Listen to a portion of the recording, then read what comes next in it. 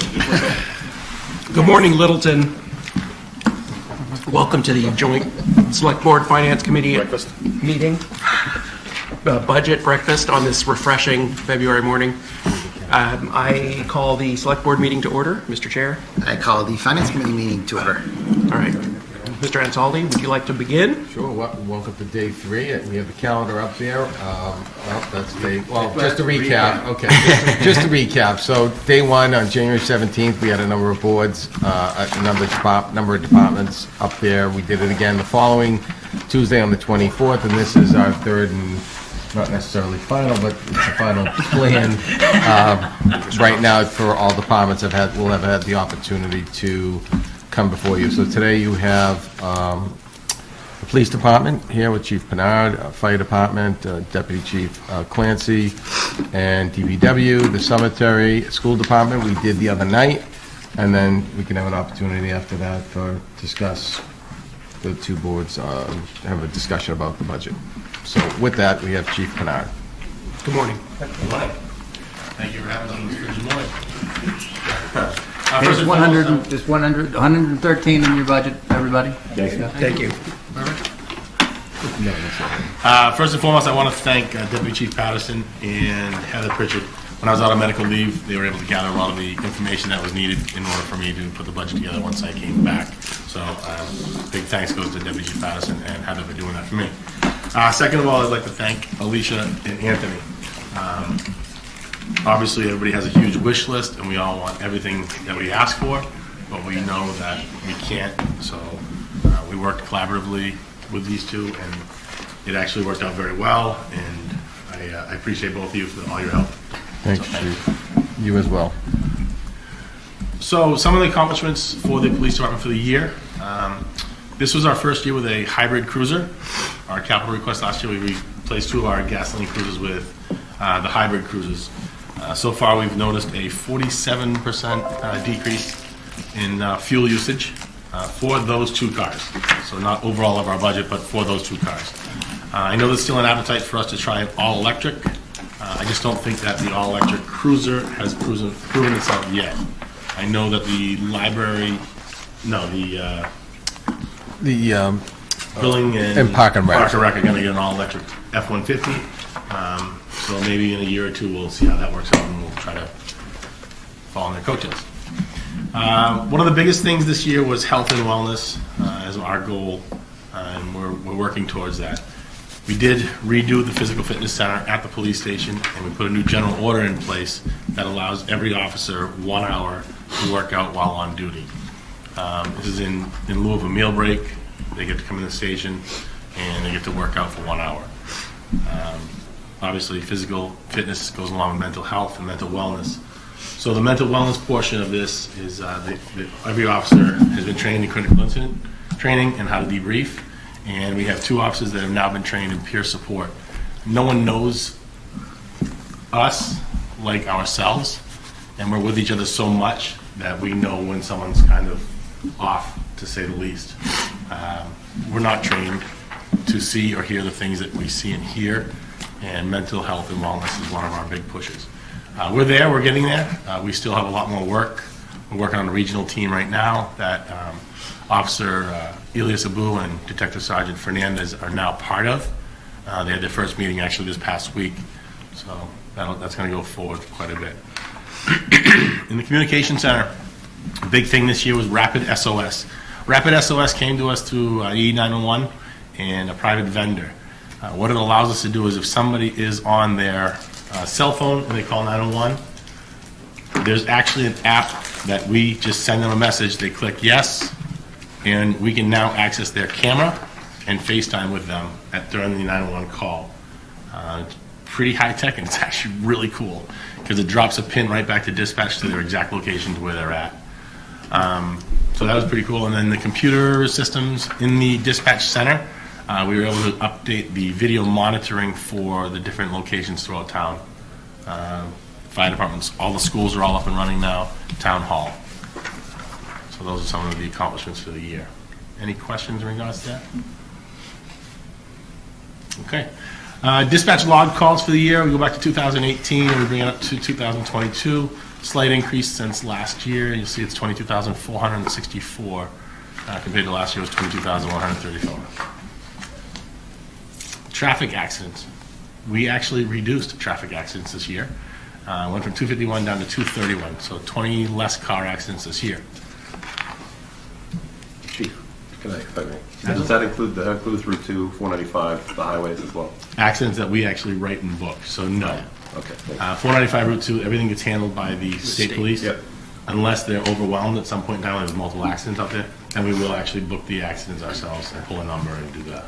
But, so if you're called to that accident, which happens, Every day. does that get logged or not? That's not part of It's a that? dispatch logged call, but it is not an accident that we actually report, so it's not one of our accident numbers. You just provide a mutual aid in that instance. Correct. Thanks. Staffing 22 sworn officers as of the end of this month, hopefully. We have an offer letter out to the newest officer. He's still in the academy. He graduates, we believe, April. So he'll come on board then. And 8 full-time dispatchers.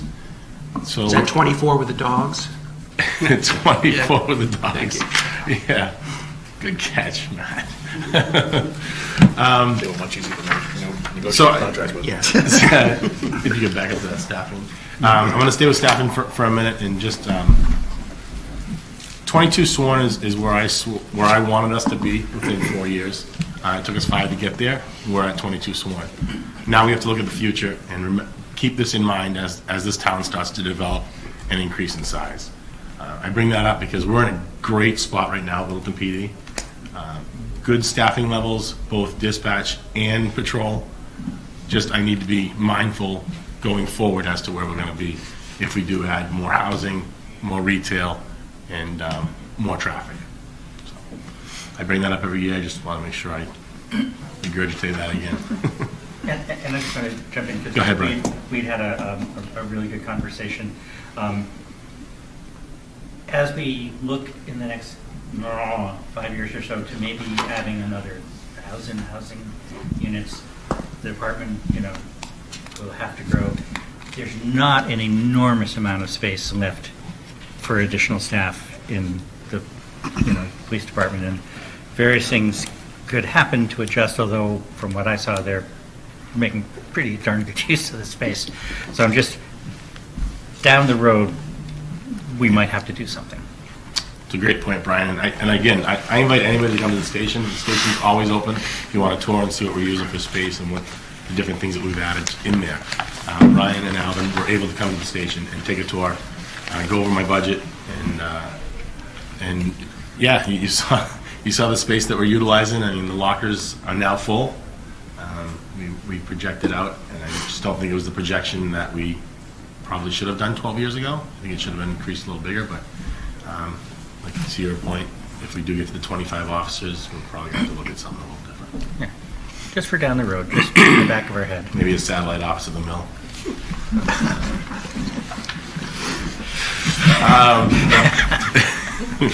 So the control center. I told you we have 8 communications officers within the control center. 2 on during the day, 2 on during the eve. A rotating schedule. We have 1 administrator we have 2 administrative days per week. So the supervisor, Bill Harold, he is the third body on there. We don't backfill overtime if one of the 3 is actually out. Bill actually steps in and fills it in the void at that point in time. We're attempting to use part-time communications officers. Again, I think it's a great part-time job, but to find the staffing level for that, I think we have 2. We've had an open process for probably 6 months now, and we've had maybe 2 applicants the whole time. So getting the staffing for part-time is very difficult. So there's a lot of training that goes into it. So it's a lot of time on their end to get trained, and then they have to at least do some shifts a couple times a month in order to keep up their skills. So part-time is really difficult to fill right now. And it's not just us in Littleton, it's everywhere. statewide.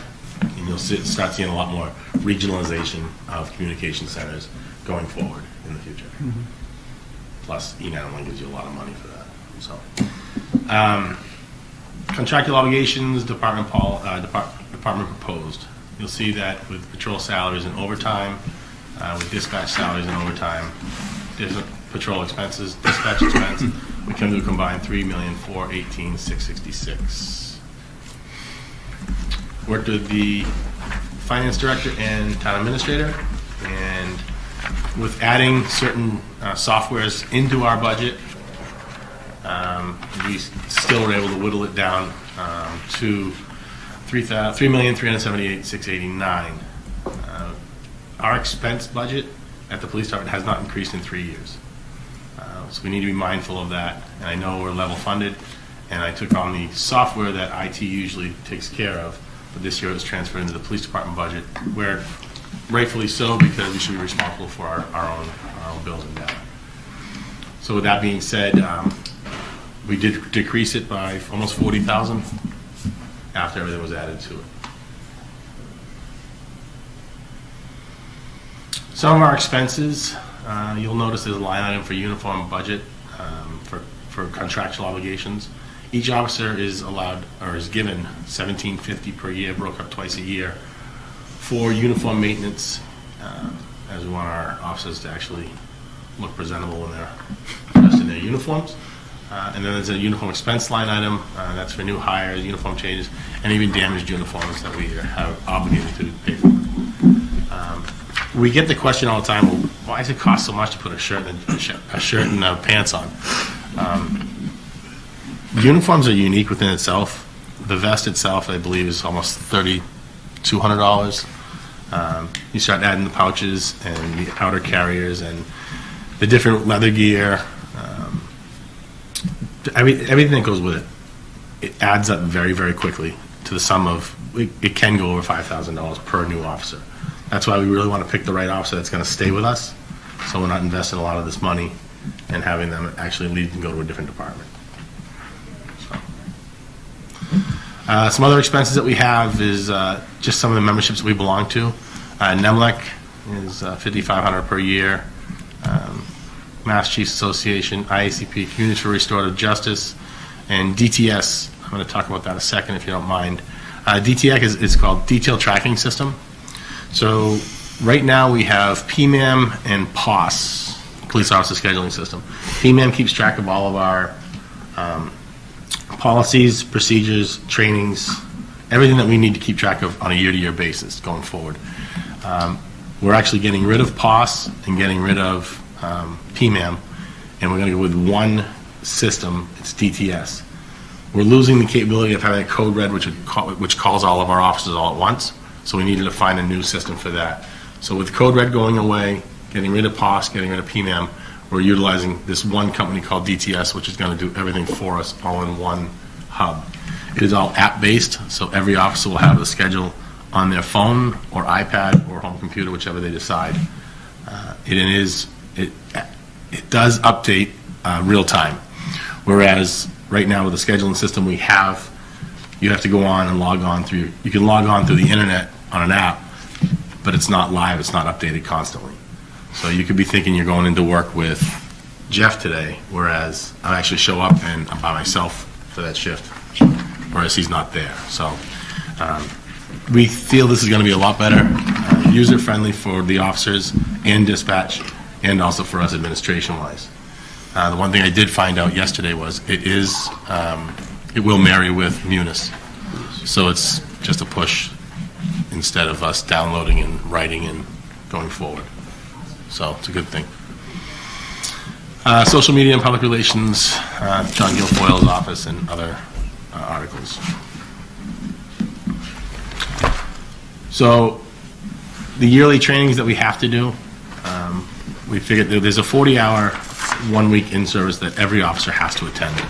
We do about 24 hours of defensive tactics training per year, and 24 hours of firearms training every year. And that's above and beyond some of the other specialized trainings that we send the different detectives to, or the different officers to specialized trainings. And the different ones that we attend ourselves. The big one is going to be the finishing of the trilogy for a lot of the FBI LEDA for the sergeants this year.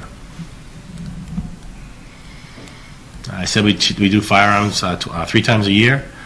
This is some of the costs that are related with it. If you'll notice on the bottom, there's in white, it says Taser lease. I was able to work with Anthony and Alicia and the Axon rep. Our tasers came to end of life, which means they're out of warranty, and we're out of training supplies. So instead of just putting up a capital request for the $52,000, we worked with them and they actually leased them to us for a 5-year commitment. And we moved that money into the firearms budget, and we were able to have it as a working budget rather than a capital request at the end of the year. Matthew, these are new tasers? They're not the old ones? No, Not the all old brand ones, new. all brand new. This training has to come with that, or is it? It did, yeah. And is that $10,000 a year for 5 years? So 5 it's years. about the same price as it would be to buy them. It's correct. But the thing that we get with them with the 5-year lease is, obviously we just can't shoot each other with the tasers for training. You have to have specialized targets for them. So they actually gave us a target. You could. Surprisingly enough, we have people that volunteer for it. Yeah, we actually had a dispatcher volunteer this year that he wanted to see how it works and how it reacted and whatnot. So we do have video. I could put that in the presentation. Any department that's over budget, you know. Was that one of the part-time people? Budget you get to? Yeah. That was one of the part-time people? They left us for some reason. I I had a heck of a tick. There's always some choice words to say. Yeah, that's why we can't put it in the presentation. No, so they gave us an actual, instead of us shooting in the back of a cardboard, like it's done in the past, they give us, every year, they give us 40 cartridges and a training demo for the twice a year that we do the training. Is it like leasing, do you like tech stuff to get more, I guess, support or whatever? Like, if I lease a computer and it breaks, I just send it in and they send me, Alvin, you're 100% correct. It's right now we have 10 tasers. This brought us to a total of 18 tasers. So the detectives were all able to be issued as tasers as well, whereas it was only patrol before. So especially like Detective Wazinski in the schools, she actually has her own taser issued to her now. We used to assign the tasers just to the cruiser, and so if you worked, you'd go into the equipment room, take out a taser. Now everybody has a taser of their own, so. Police department radio expenses, the operating budget is $26,000 on that. Our Cybercom contract alone is $12,000 per year. Portable radio, to replace a portable radio can be up to $5,000, and portable repairs like antennas and stuff can be as little as $500 or as much as replacing the whole radio is $5,000. So we have a capital request in this year to upgrade, a capital request from FY23 that we approved to upgrade all of our radio communications. That's going forward. We're hopefully looking at that. I've already contacted Cybercom in regards to that, because if so, I want to prorate our contract with them because it's all brand new stuff that'll be covered under warranty. However, we still have to sign the contract now because we don't have the brand new stuff in, and it probably won't be. Yeah. Are there any, I know Cybercom went through a lot of the same issues that a lot of folks went through with budget increases and material increases and that kind of thing, constraints. Were there any additional increases that you had to realize as a result of Cybercom? The Cybercom increases, it came through the capital last year, so Right. we're good to go. We're locked in. I think we signed it the next day in order to get the savings of $100,000. Okay. So, but again, everything's going up. I know, That's why we're locked in right now, and they have to honor what we've locked in with, so. All right, so before we weren't at the point where we were able to lock it. Okay. We are now, though. Good, good. Thank you. So what are some of our goals going forward? The first one I'm going to let the deputy speak to in regards to our department-wide reaccreditation, as our accreditation expires in September. So right now, we're going through all our policy and procedures again, doing updates. That's a continual process. We have Sergeant Scola is working alongside with myself and doing the accreditation, making sure all the files are up to date and ready to go for when they come in. We anticipate doing a mock reaccreditation probably sometime end of April, beginning of May, and then the end of June, the assessors will be in a team of 3 assessors with a facilitator, and they'll go through all our policies, procedures, all our files and everything else, and make sure we're still compliant as we have been for the past six years, going on 9. Yeah.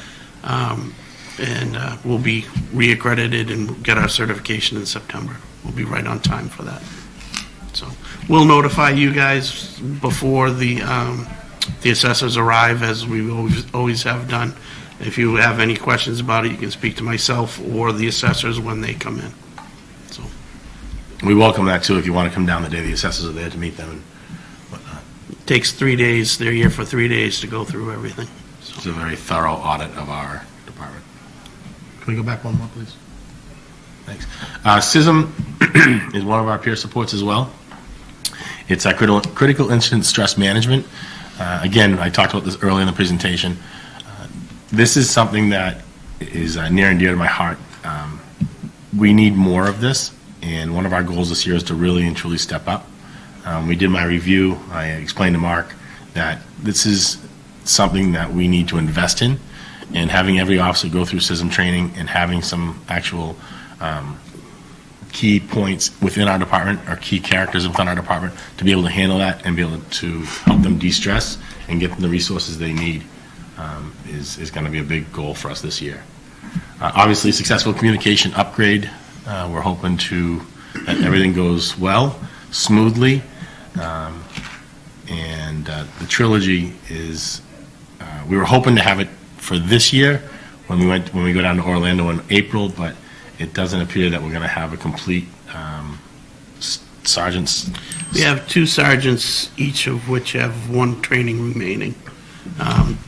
So all the other sergeants have done the trilogy is a 3-course provided by FBI for supervisors, executive, and administrative type courses.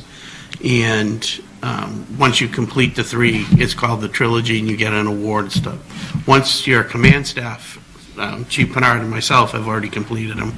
Once your whole command staff has, the whole department as a whole gets an award from the FBI education branch. So that's why we're hoping to get. We were hoping to have it by April, so when they have the big retraining or the yearly meeting, we were hoping to have the trilogy award for department given to us then, but it's not going to work out this year. So we'll have to wait till next. The hybrid cruisers, they've proven out to be very good. That's one of our big capital expenses this year. That's actually our only capital expense this year, besides the upgrade of the camera system and security system of the police department. I've talked to Brian and Alvin in regards to the camera and security system. That number is a little high. We know that. But what I don't want is what Chuck talked about earlier, where we budget something out for our camera system, and then 6 months later, we saw how increase in inflation there is, and that we have to come back for it. I do want to stress how important that is to have the camera system at the department outside. We had an incident this year with a domestic that occurred in our parking lot at a custody exchange, and we were not able to catch it on the camera because the camera did not pick up the motion of the people. It's outdated, it's over 12 years old, and it's just not working the way it should. So we weren't able to provide that to the court system or anything else, and that's a detriment for us. So It's also a safety issue for the different locations within the station, as well as in our lockup station and lockup. Could you go back for a second? Could you talk about what the 2 retrofits are for the cruisers? The retrofit's everything. It's the lights, it's the radio, it's the computer system, it's a new rifle assigned to it, AED, the different graphics, the cages that are in back for the prisoners, the medical bags, Narcan, the AED, that's the outfit of everything. And this is for the standard, the older cruisers that are not hybrid? Exactly. Okay. Yeah, those 2 older cruisers will go away, and hopefully with capital requests, we'll have 4 hybrid cruisers starting July 1. And the newer cruisers, of course, Ford changes them just enough so you can't take the stuff out of the new ones. There's some stuff that can be transferred over, but what happens is you keep transferring over, then it degrades itself when you transfer it, so. And Ford doesn't allow us a lot of, the cage is one of the big items that costs a lot of money. They tweak something a half inch here and there, so Then they now don't it won't fit, so. It's always the way. So this year, the animal control does fall under the police department. Anthony and I have a meeting on Monday in regards to the animal control contract with the town of Boxborough, which we are 1/3 to share the cost. It's Littleton, Stowe, and Boxborough. I was told that this is going to reduce in price by 0.01% this year, but for some reason, this is the first time in 5 years that we've had to have a meeting in regards to the contract. So I don't know if Anthony wants to talk to that, or... I think it's just the fact that there's a new town administrator in Stowe, so I'm thinking that that might just be it, so she has an understanding of how this all works. Okay. Hopefully. Hopefully. We'll find out Monday afternoon. Yes. And that's pretty much the budget for Littleton. Thank you very much. Thank you. Thanks. Yep. I added $500 to their canine control this year, so the health agent actually goes out, tests animals, is the same person that does the control. So I asked if the police department would please monitor, since it's the same person, to submit the billing into accounting. So I added $500 to their budget for that, and they accommodated, and I want to thank them very much for that. Thanks, Michelle. Thank you. Questions? This is sort of outside budget, so tell me if it's not appropriate, but I'm just wondering, ATF was out yesterday, anything you can share about their visit? They're there today, too. Oh, yeah. The chairman of the board has been updated in regards to the ongoing ATF audit. Unfortunately, it's not an audit that falls under the purview of the Littleton Police Department, and it falls under ATF, so I cannot comment on it. Fair enough. Thank you. Okay. Other questions? I have 2. On your budget, you have reserve officer this year that you didn't have in the past. Could you explain that? So the reserve officer is we did away with him 2 years ago when Post took over. We couldn't have part-time trained police officers. We were able to hire a couple of retired full-time officers that still are under the 65 age mark. So we do have to cover them. They do have to come in and work every once in a while. So that line item covers the reserve officers Okay. for their training. Okay. My second question, I don't know if it's for you or Alicia, but under the police officer wages, it only shows it going up 1.5%, which seems I can actually really answer low. that. So Okay. I just was wondering how that covers cost of living and stuff, or, I can answer that if you want. Last year, John Janakis retired. With John Janakis retiring, he was up here, and the new officer that we're hiring is down here. So the difference is making us not have a huge increase. I assume one officer in a $1.5 million budget couldn't throw that much off. So that's where I was questioning that, so. Am I correct? That I can double check all the numbers, but I'm going up. Is he, and the other part is, the other It part of just, that too. 1.5 seems like very low, so. The other part of it too is he was still under the old regime of getting full Quinn bill, which is 20. Well, yeah, there's another line that says Quinn bill came down like almost 9.5. So I just wasn't sure. The 1.5 seemed like low, so. Okay. Do you have any indication about the hybrid cruiser's reliability, and have you done the math on the payback with all the fuel savings? Because I assume they're more expensive than the standard cruisers or the non-hybrid. They're actually, right now, they're actually less money. Really? For And the easier to cruiser get. itself, and easier for us to purchase, as the turbos that we were purchasing before are not as easy to get, and there's actually a 1 year wait on those right now. Because of the engine. Yeah. Okay. Yeah. Do you know about reliability yet? We have not had a problem with, we were really hesitant to get them because of, we were hesitant to get them because of other towns had a lot of problems with them initially. We have not had an issue with ours at all. So we're just kind of waiting to see. As far as the fuel savings, all we did was we get a report from the Public Works Department on what our cruisers do for fuel, compared them to two other cruisers that kind of equally same mileage and stuff like that, and they are almost 50% of savings in fuel, so. As you know, a lot of the time is like run time on the side of the road, monitoring traffic, whereas with the hybrid, it just shuts right off, so. And then you mentioned, I think, with PMAM, it tracked your policies and training, is that correct? And the DTS will do the same thing? DTS is going to do the same exact thing. So it like matches up with all the federal and state laws and makes sure you're in compliance? Exactly. Okay. Any other questions or comments?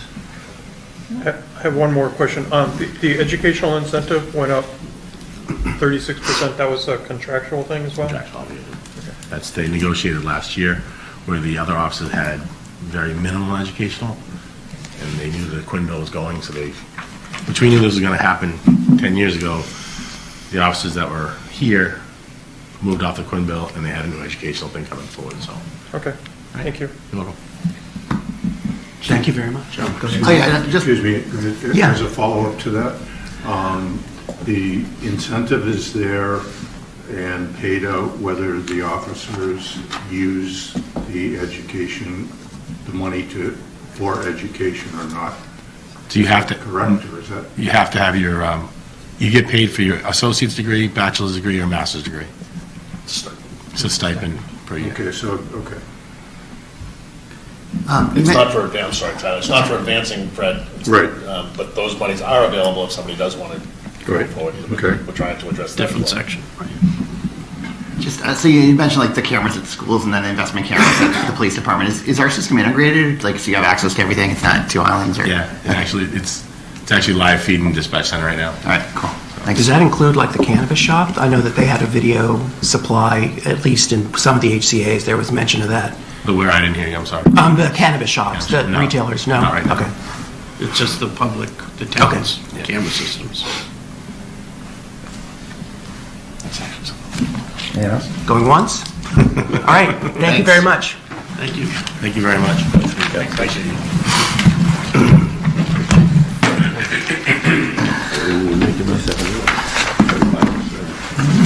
Good.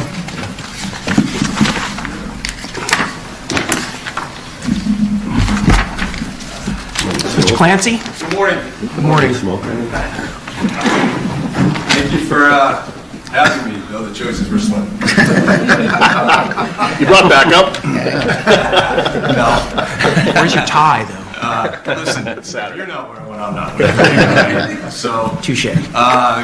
good morning, everyone. I'm Tom Clancy. I'm the Deputy Fire Chief, here to talk about the fire department budget. But I thought I would share a little story because those that know me know I tell stories. So, I got a request for information for a call from the DEP the other day. My admin, who's new, Stephanie, says, "Deputy, what do they want?" And I looked it up, and it was for a motor vehicle accident involving a truck that spilled fuel on 495 on February 4th of last year. And I started thinking about it because it's apropos for what Matt's going through now. And I remembered on the 3rd, it was 60 degrees out on 11 o'clock on Thursday night, and there was a fire at the mill in one of the gun shops. And they predicted 10-degree weather by Saturday morning. And I thought, how fitting that this morning I'm here presenting the budget like I was last year on February 5th. And it was 10 degrees outside, and I think I wore the same jacket. So, but I thought I'd share that for those of you who were at the meeting last year.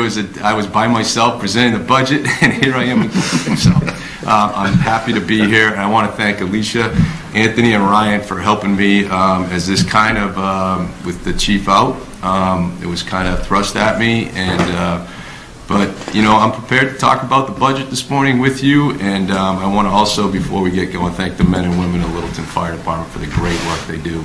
You know, each and every day, regardless of our circumstances, they step up and they make things happen, and they take care of all the residents and guests of the town. So I appreciate all they do for me. And they've been a tremendous help since Chief Connor has been out as well. So last year... Yeah, thank you. Yes. Sure, thank you. So, 22, as it started out last year, it was a little bit on the challenging side, but throughout the year, we got the union contract settled, we got a new chief in place, and finally by November, also we filled our open admin position. Kim Quovo was our longtime admin, who's now Steve Venuti Jr., and Kim was fantastic, and it was really she was such a help. But Stephanie stepped up, and she's learning. But by November, we finally filled our 16th position for the full-time staff. We had a vacancy since April of 21, so we did not have a full complement of firefighters and EMTs up until November. So that was and then we began to evaluate 20 and 21 and COVID and all their impacts. We did get a new ambulance last year. We took delivery of that in April, and it has been extremely busy. We did over 2,300 emergency calls in 2022, which is our highest ever. And also at Fall Town Meeting, it was approved for a new position, which is the fire prevention position, which I've held since 2018, though it's not really, it's a full-time job that I took on. And the person is starting on Monday in that position. So that's, thank you very much to the townspeople for funding that, because that's a big load off my shoulders, especially with the projected growth in town. That is going to be a very, very busy position. Next slide, please. So for this coming fiscal year, and again, I believe Chief Connor met with representatives of Fincom. I did not have that, so I am trying to do the best I can to go through what we did. But it's to keep to fully staff the department in the upcoming FY24 budget. We're looking for an additional full-time person, and the idea, as we increase the staffing, we decrease the overtime.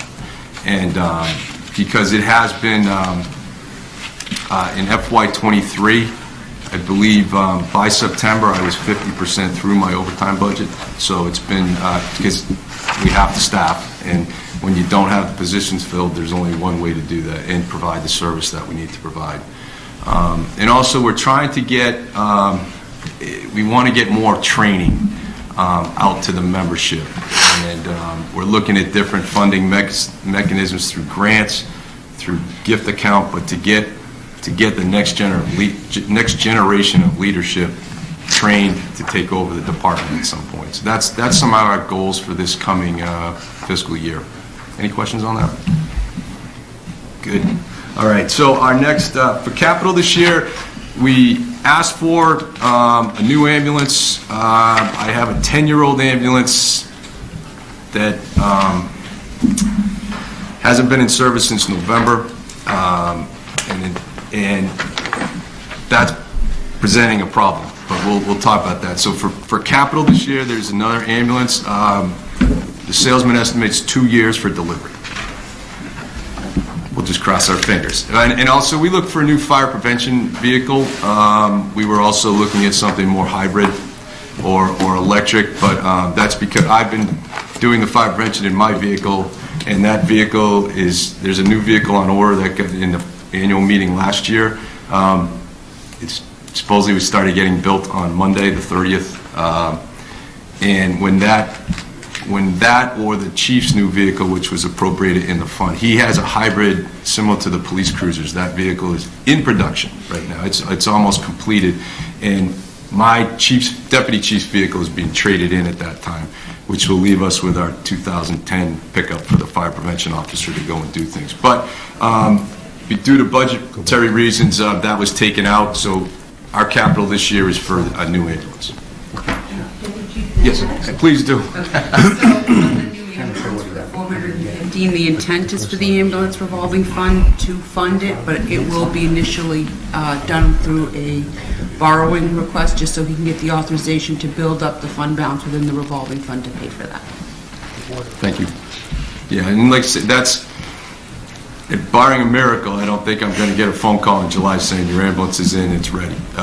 Ford still hasn't done pricing for the chassis for this year, so there's a lot of, we're not alone in that. I know that doesn't help out, but you know, that's where we are, and we would, if we can get a new ambulance, I mean, we tried to do a 5 to 7 year replacement on the ambulances, but as we all know, we set up our plans, but sometimes the money isn't always there, and we try to keep them going. But I'm really struggling right now to keep the second ambulance in service, and that's going to impact our revenue. But that's our capital request for this year.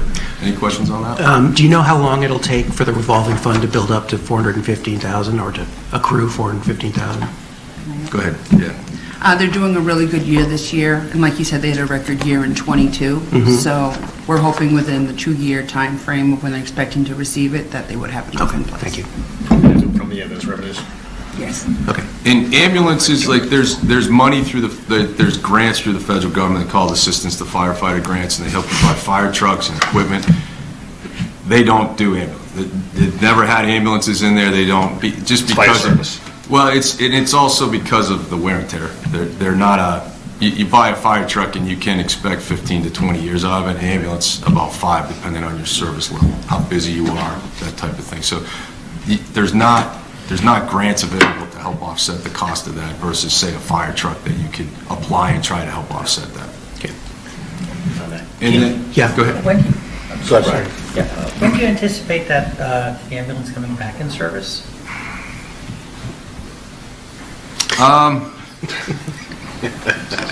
Good answer. Yeah, it depends which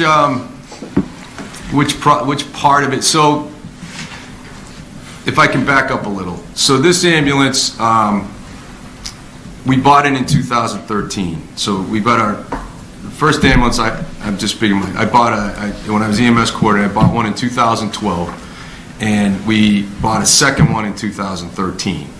And when in 2019 we got some capital money to put a different suspension system in the patient area. So instead of having airbags, which were a mechanical nightmare, this is more of a hydraulic system. So we retrofitted the ambulance, and then COVID showed up, and we found out through neighboring towns there's money to put this new cot loading system where the EMTs don't have to lift it. It comes right out. We got money through COVID money. We had it retrofitted.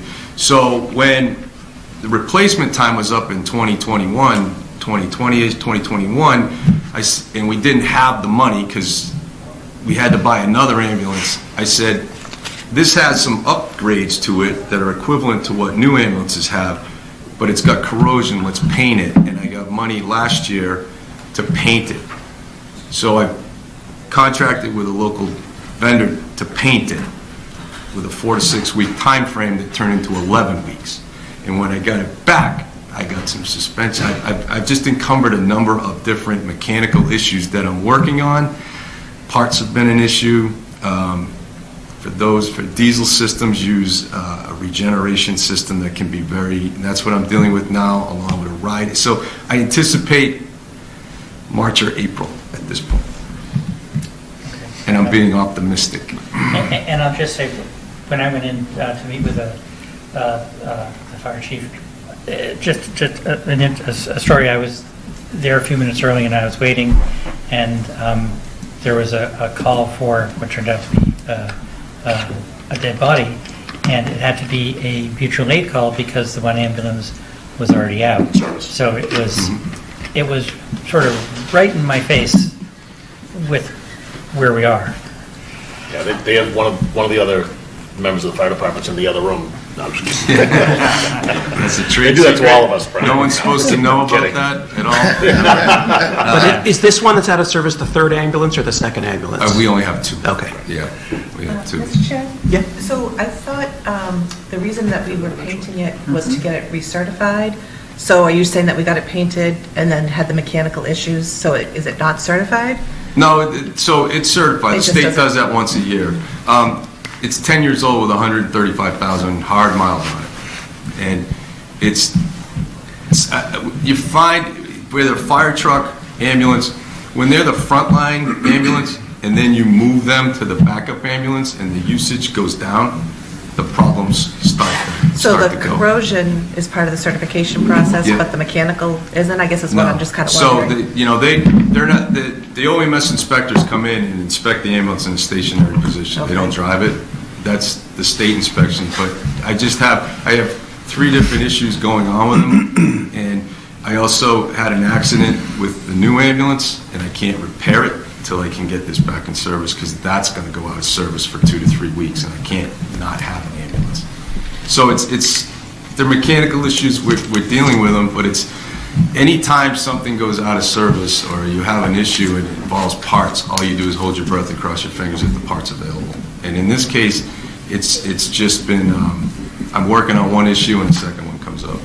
Yeah. No, I understand that fully. I guess I was just under the impression when I heard certification Yeah. that it needed to be painted for the corrosion, which I Yes. get. I just assumed that certification was more encompassing than just the... No, so The you have vehicle. your state inspection like we all do for our vehicles, and then you have the Office of Emergency Management Services comes out and every year puts a certification sticker, but they look at your supplies, the overall condition of the ambulance. It's a more, it's like an audit versus but they will go, we had corrosion that was just visible because the paint came off, and we've taken care of that situation. It's just been some other things that have popped up. Okay. So I bring it to your attention because it could show up at the end of the year where our revenue isn't there because I'm calling mutual aid, and when you transport a patient, the transporting ambulance is the billing ambulance. So at best, you're going to be dealing with the same situation for the next 2 years. At best, is what you're... yeah, I mean, you just hope, Fred, that you fix something and it works. But that's why, be it the police cruisers or the ambulances, they're the workhorse of the fire department. The cruisers are they're always going. They're always going. The fire trucks, yeah, they're a little different thing, and we're working on a program when the new chief's vehicle comes in. The existing one is going to be used to go to the medical emergencies versus the fire truck, so we can cut down because of the expense of repairing a fire engine. So there's things we're doing, but it's going to be a long 2 years if it's 2 years for a new ambulance, because the other one's getting all the miles. I mean, it's going to be a year in April, and I'll probably be 35,000 miles on that new truck. So that runs right into the question I was going to jump into. Is there any kind of a pool, any kind of a service that would help us to live through for the next 2 years? Is there this? Because you can't get ambulances. So But there's nothing. even a used one is going to be older than the one I have. I'm not saying as a permanent solution. I'm just saying, is there any kind of interim solution where another department or another service, whether it's Trinity or Action or one of the bigger services, where they have something that's kind of their backup, where we could structure some sort of a rental or something? I could get back to you on that, but really we don't have contracts with them, so they're not really. So for instance, when we used to use Pro EMS for our ALS and they did our ambulance billing, if we were in this situation now, they would give you one of their ambulances, like a reserve ambulance. It's happened for the town of Boxborough because they have one ambulance, and they had an engine issue with theirs. Pro gave them one. But you were also, they were making a lot of money doing our billing.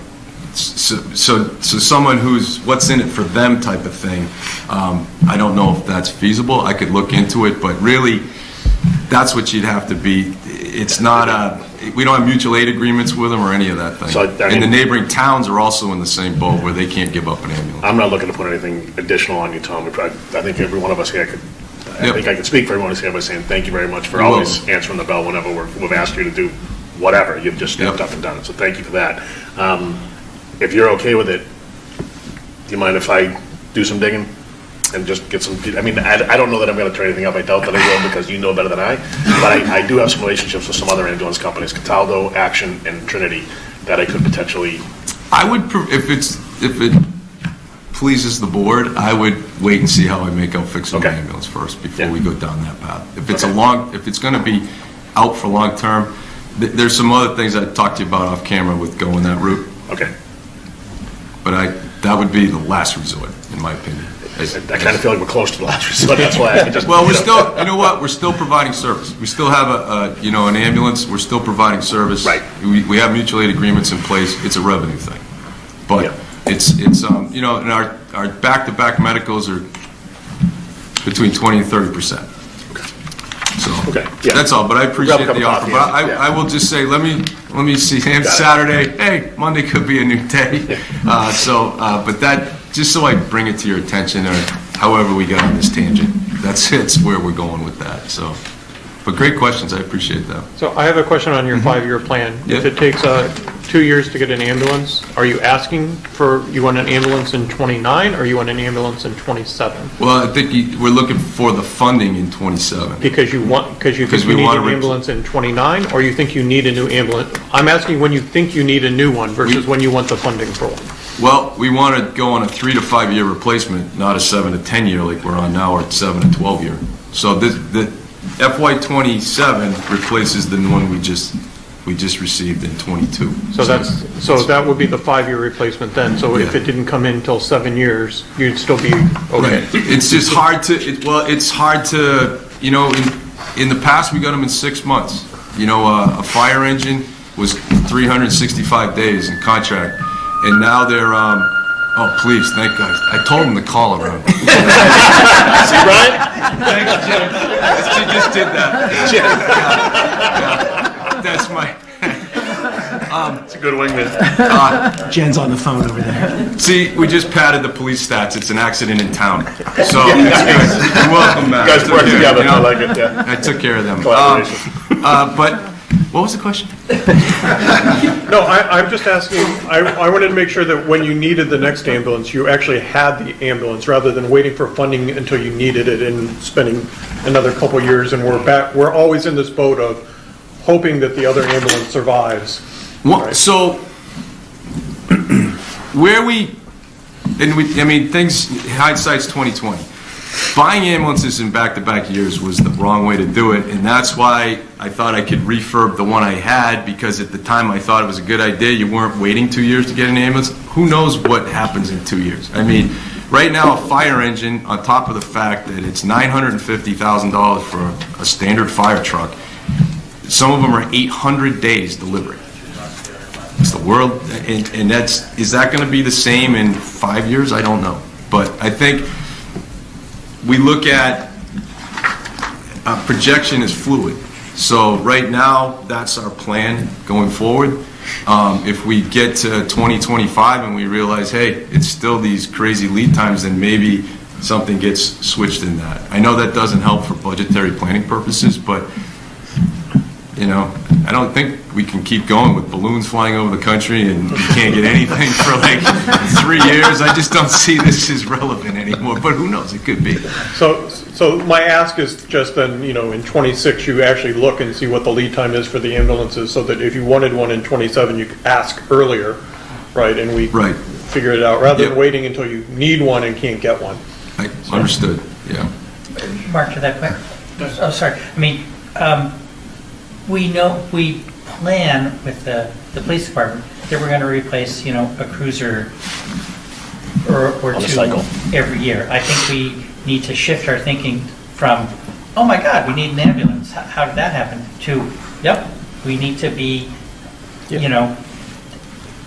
every 5 years we need to be buying an ambulance, and they're expensive. So we need to think of that as just a recurring expense. Keep the reserve funds going aside. Yeah. I mean, sorry. So it's like maybe, every year we put aside, $70,000 or whatever, just every year, and that's just what we do for an ambulance, and then we have the money. We've discussed this in the past. Yeah, we have. On Fincom, I know, it's having we call a vehicle stabilization fund, which we know these are coming. And the chiefs put forth a plan years ago even, how often we should replace these vehicles, we give a little window, but having a fund that's sourced to be able to do that, known expenses, it's just common sense, and I think we really have to get to that point of doing it. And I know the revenues play a big part of in the ambulance, but regardless. I think That's what most of us do at home. When you finish paying off your car, you keep that car payment and you squirrel it away in an account. So you have your down payment for the next year. And so you always have a car payment. No? That's a good point. That goes back to some of the things I've said in some of the other meetings, is having a real capital plan. We tend to spend a lot of time like planning for, this computer is 3 years old, we need to buy another computer for $1,000. But we don't spend a whole lot of time on big things that we need to plan for and have a real plan for capital. We have a list, but I'm talking about a plan. But that wasn't my question. My question was, if in the next 10 minutes, you get 3 calls, what does it look like on the road and how much does it cost the town? Well, so 3 ambulance calls. 3 ambulance calls, it costs the town approximately $275 for each mutual aid ambulance to come into town.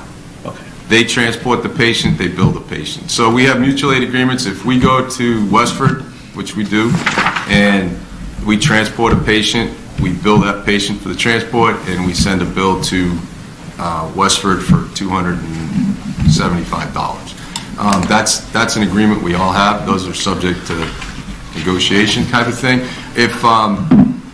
If I have both my ambulances so there's 4 people on a shift, and 2 of them are usually paramedics. We require 1, but the primary ambulance goes out and is transported to Lowell General with someone having a heart attack, and there's a second medical, and my second ambulance goes out, and I have 2 basic EMTs on that ambulance, and it's a call that requires a paramedic level service. Then Air or Westford come in their ambulance and charge us $275, and that's how that system works. So the transporting ambulance bills the patient, but when we require a mutual aid ambulance, that's what it costs the town, and top of the revenue that we don't get for transport type of thing. That actually leads to another question. Yep. If we're down, I didn't think my PowerPoint was this good, Brian, but thank you. I was watching Matt and Jeff going, "Oh my God, they got pictures." Why didn't I think of that? You talked about having, 2 ambulances, 4 staff all the time. But if we're at 1 ambulance, do we have 4 people on all the time for 24/7, yeah. So In case we there's have a fire. 4 to cover 1 ambulance? Well, we have 4 to cover ambulance and fire. Fair enough. Yep. Okay, thank you. Yeah. Yep. So I have a question on your 5-year plan. Okay.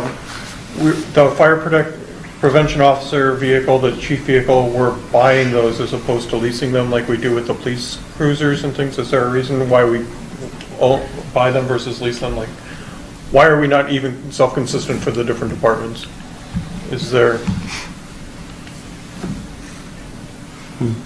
For many years, leasing was not yeah. part of our fiscal policy. We bought our vehicles. I understand, yeah. We did the math a number of times. We did it on the Bonnie, we did it with Cheryl, I think we've done it with Alicia, and it just hasn't proven out, mostly because of mileage. Are we leasing the police cruisers? Yes, I believe so, aren't we? No, the tasers. No, we're buying We're buying the vehicles. I thought We've looked at it a number of times, and we've met with people at MMA who specifically do municipal leases for highway department equipment or across any number of different types of equipment. I was pretty sure I saw in here that we said we were leasing the vehicle. We've done it at least.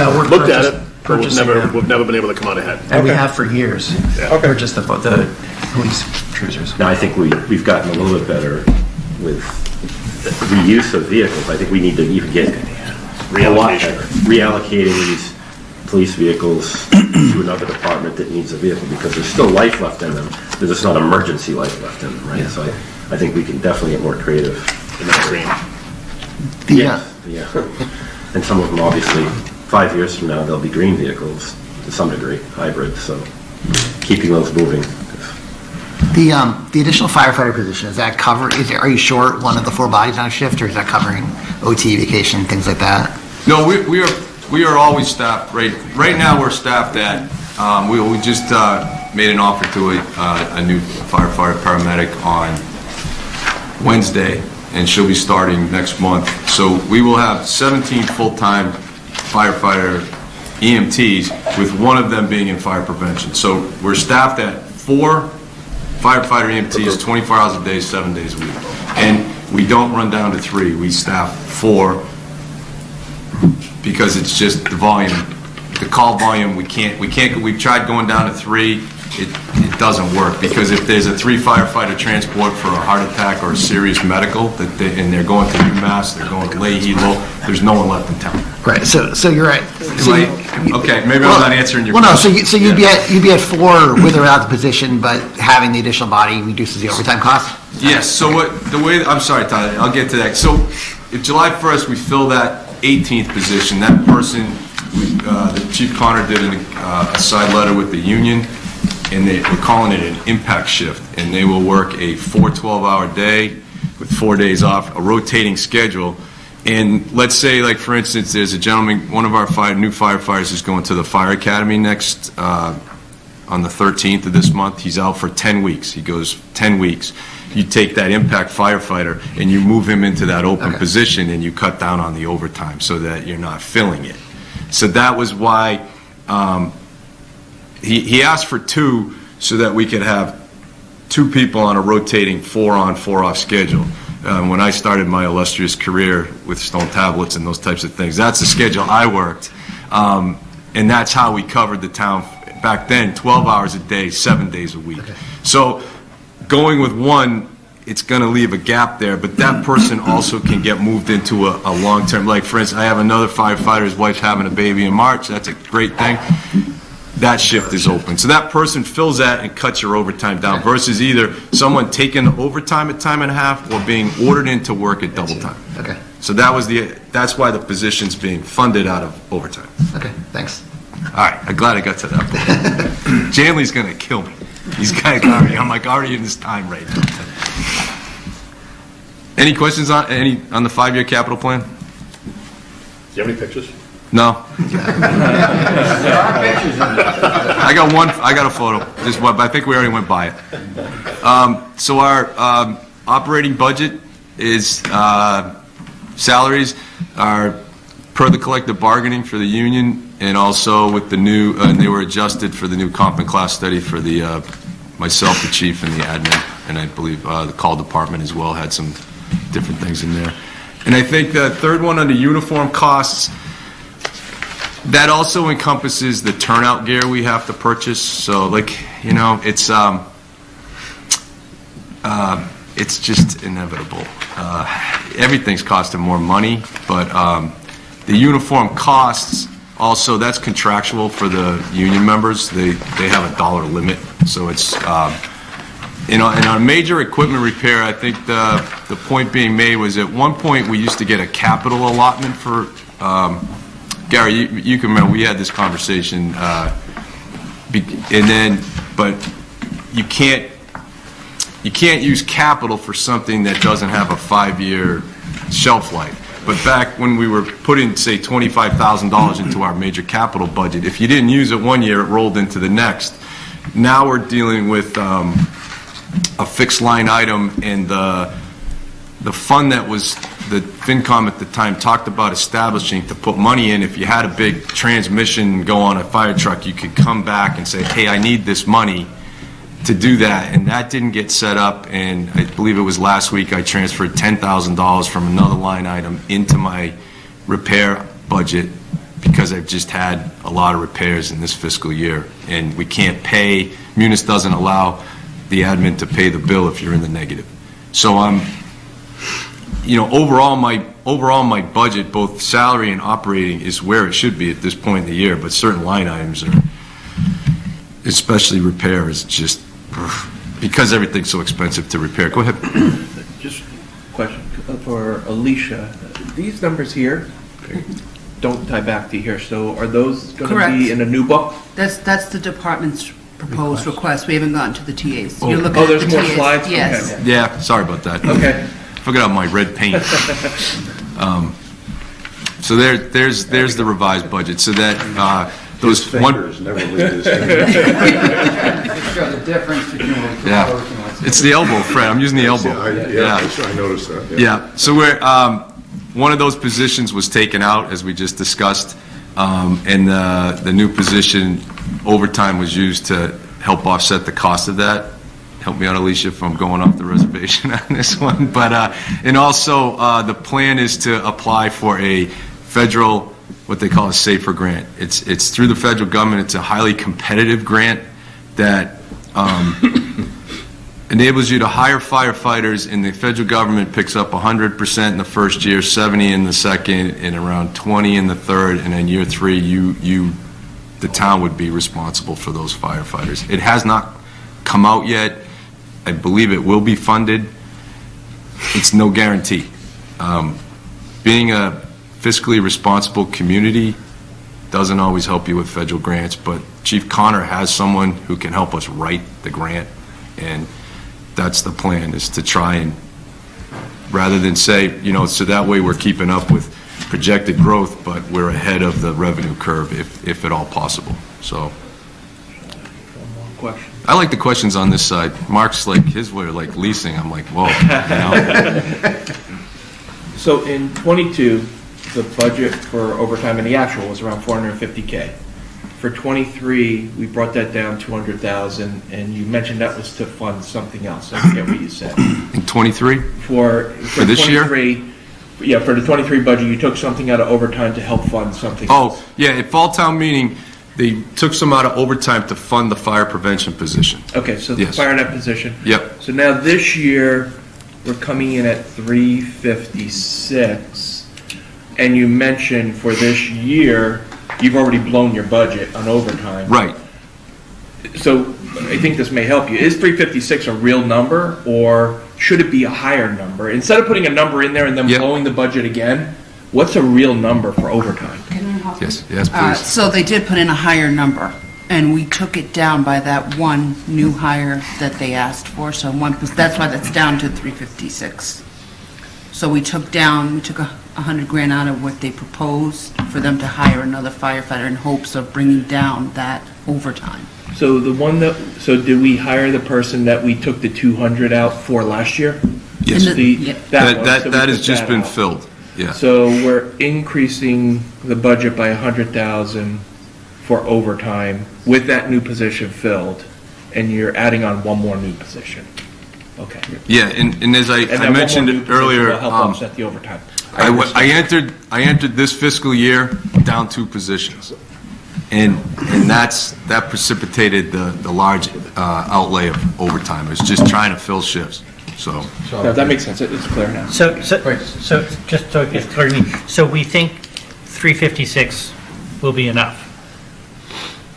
We're hoping 356 will be enough. yeah, I can't. Go ahead, Anthony. If I could just add on that. So it's tough to say, right? Of course. With public safety, because if he has men and women that are out on injury leave or some long-term sickness or so forth, that's obviously going to impact the budget because less staff would be available to him to fill shifts too. So I think last year, Tom, right, when the budget, you had a couple of people out, which would have contributed to the increase in overtime. So it's kind of a moving needle, I think, to some degree.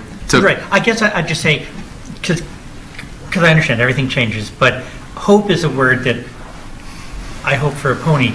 It's we have some confidence, not certainty, but we have some confidence that it's likely enough. Yes, because all I can. That's all you can do. Well, exactly. So you set the budget up looking at your staff and say, they have this much vacation, they have this much sick time, and then to put in perspective, July 1st, and in the first 2 weeks of July, I have 2 people, their wives are having babies. I can't budget for that. They could be out 2 weeks with FMLA, they could be out 12 weeks. And even though they have to use their time to offset their time out, I still have to I still have to fill it. But that, if they're using their vacation, they're sick, I'm covered on my overtime. It's when the gentleman last year got T-boned on his motorcycle and launched off and broke both wrists in June, and he's out till November. I can't budget for that.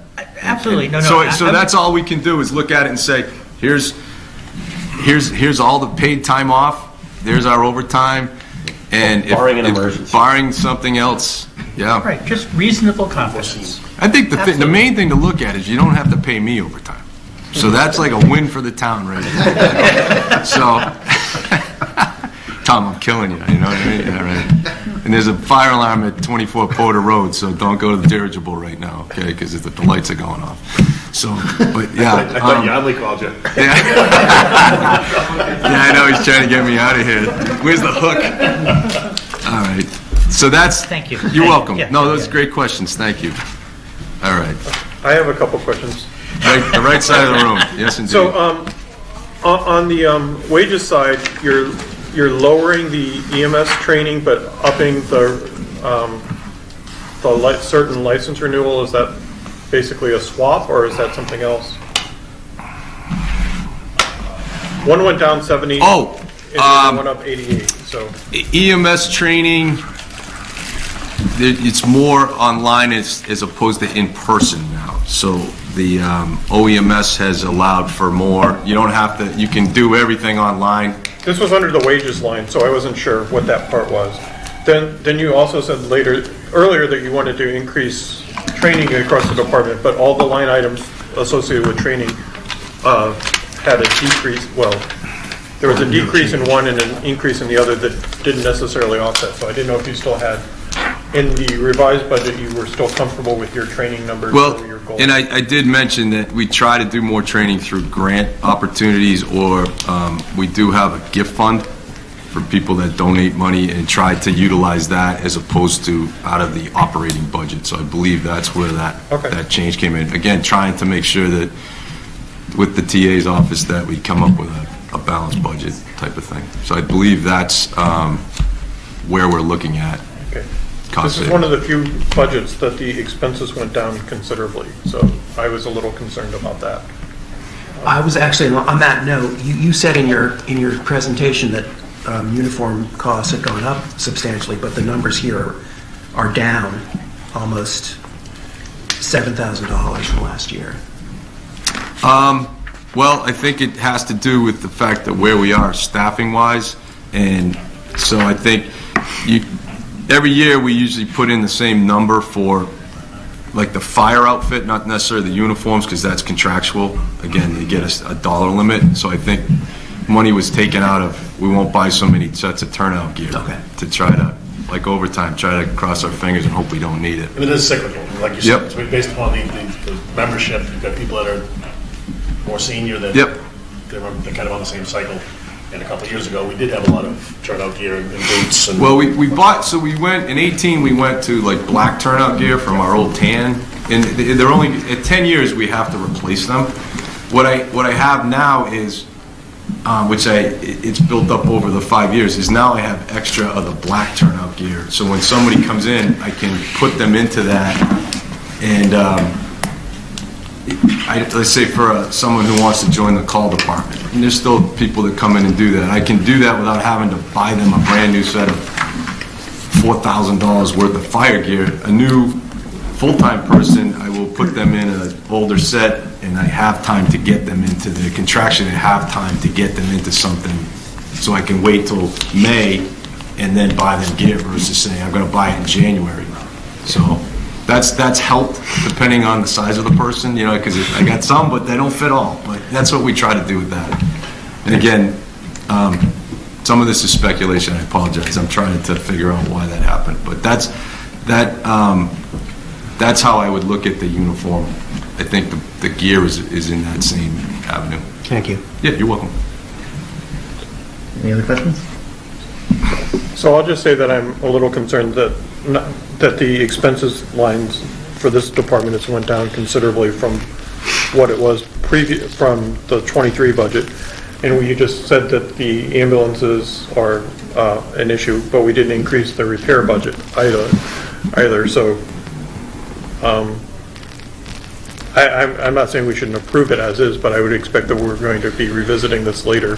So some of the concessions that Chief Connor made when we added the position, and as far as the additional cost for maintenance repair, I think Chuck said it earlier, that's something that we realized that a maintenance budget could be plus or minus depending on the year, and that's something that we committed to increasing the reserve fund to account for transmission or major something major, right?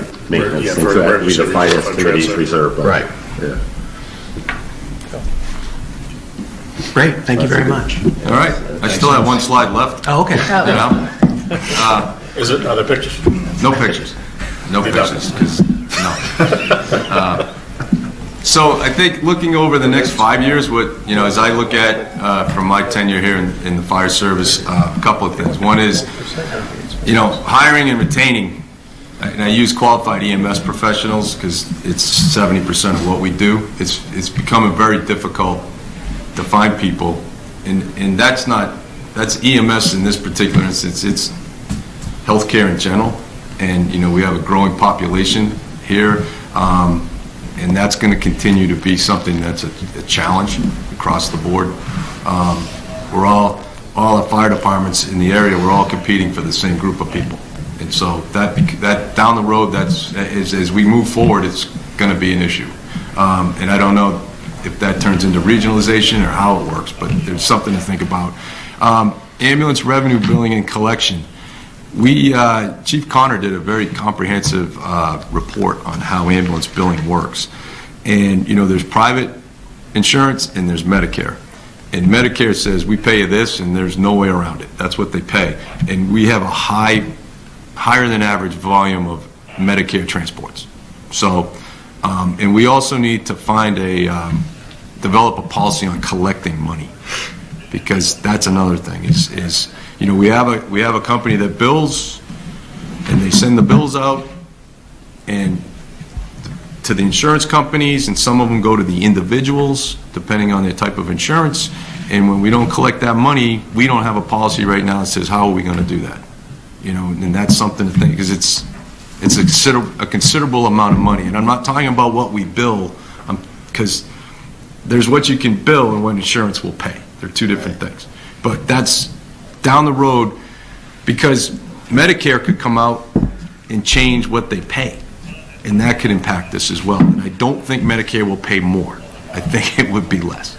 So also, as everyone talked about, including the police chief, the projected growth of the town, where we're looking at, we know it's coming, right? As soon as they start digging the road up, it will follow. And how do we manage being prepared, but the revenue's not there yet? Like when you look back in the fire station, the fire trucks, the people we have, the 24-hour shifts we have now was a direct result of the point, because we had all that revenue coming in. It enabled us to develop our fiscal policies and bring that growth in and get new tax revenue.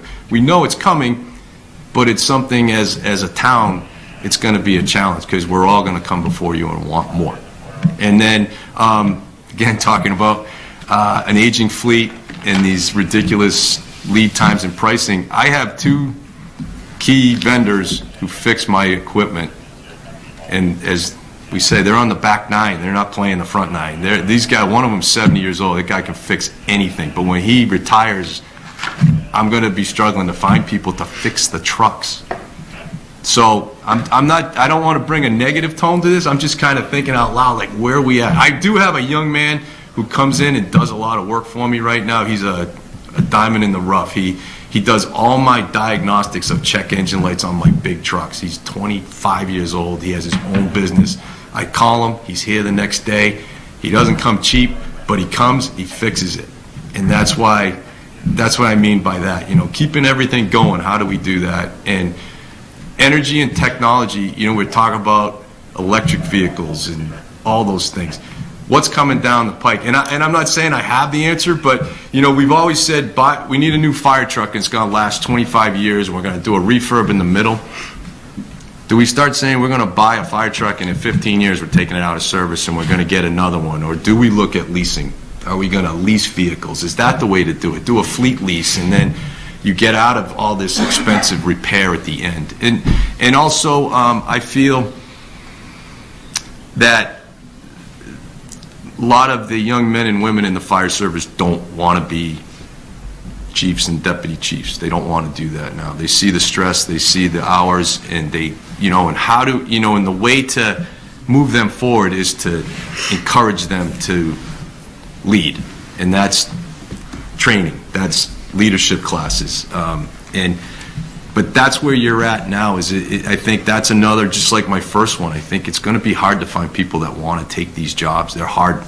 And they, when they're down at the bottom, pulling the arrow out and shooting it at the chief, they think it's the easiest job going, and then they move in and go, oh my God, you know, and I always laugh at that. But you know, it's we have a young department, and we have a lot of really smart young individuals there that are going to be the next leaders. They just don't know it yet, but they need to start taking that. And I've spoken to the department since Chief Connor's gone out, and I've told them all, I learned from my last go around, I can't do this myself. I need your help, and I'm trying. I'm putting more stuff on them, saying you need to do this. You need to learn who I call for repairs. You need to know what the budget is and how it works. And they're responding to that, and that's going forward. But thank you very much for your time this morning. Thank you all very much, because I know you volunteered for this, and it's a lot of work keeping the town running, and I appreciate that as a taxpayer. And so thank you very much. And sorry I went over. Sorry, Steve. Thank you. Thanks, Deputy. Thanks, Tom. Thanks, You Tom. too. I was just saying, in terms of elections, just put Steve on it. All right, I got 6 minutes.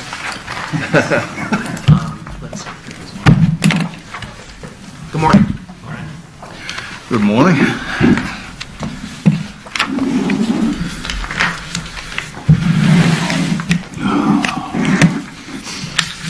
All right, good morning. Stephen Yanley, Director of Public Works.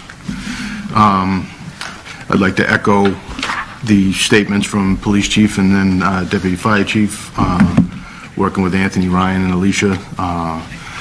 It was, at least on my end, a pretty simple process.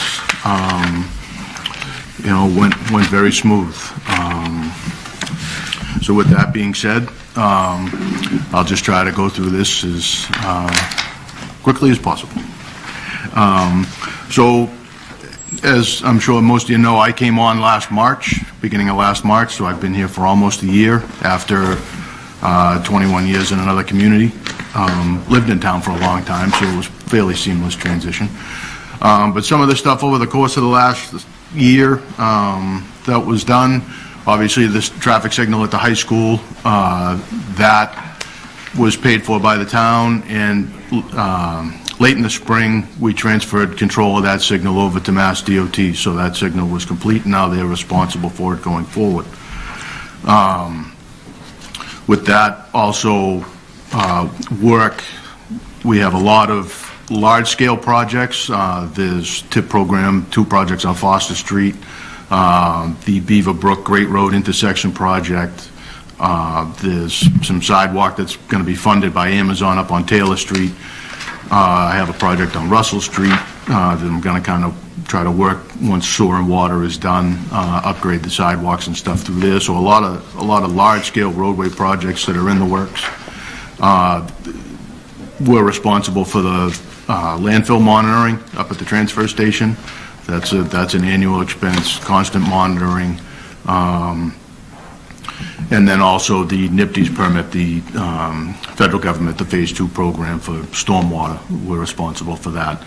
And then on a much more local level, just the constant roadway resurfacing. The town is very active in pavement preservation, you know, which is just your crack sealing or your cape seal type stuff to extend the life of your asphalt rather than just doing standard mill and overlay. So here with a couple of pictures from this last year, the picture on the left is up on Oak Hill Road where we did a mill and overlay, and then the picture on the right is Russell Street down by Workers Credit Union where we did a cape seal treatment. That's a 2-step treatment that gets you about 10 years extended life onto your roadway. You drive on it, you don't notice any different. When it goes down, it looks a little brown, but after it dries, you drive over it now, you wouldn't know any different, that it's, you know, kind of like an emulsion type treatment with a chipstone in it, as opposed to just regular pavement. Excuse me. Goals coming up. First off, in the spring, I want to update the pavement management system. It was done in 2021. Like to do it every 2 to 3 years. It was done under the previous director, so I want to kind of come through and get my own. I've worked with the consultant to develop the cost to update that. And then also with that, I can have sidewalk inventory at the same time. I can do that myself. I did it in the previous community I was in. Town has a little under 12 miles of sidewalk total. Really just a simple scale, kind of a 1, 2, 3, 4, 1 being real good, 4 being, needs full replacement. Add that in, I can run that with the pavement management and help kind of, do projects together. If I'm going to be doing the road work, why not do the sidewalk at the same time? Or if it's a roadway, I know the town is obviously going through bicycle pedestrian master plan. Coming up in the next month or so, I'm going to be doing a public hearing to update the complete streets prioritization plan. So with all that, get all these projects kind of going together. Why rip up the road twice if I can do it once type of thing, and then it's all new. Again, obviously, through the course of the year, continuing to push forward with like the Foster Street Phase 1, which is up by the train station. That is widening bike lanes, the shared use path from Taylor Street to Balsam, which is into the Durkee Farm neighborhood there. And then one of the things that I really want to start to look at is the brine system for winter operations. You probably see it, the state does it a lot, other community, Westford does it.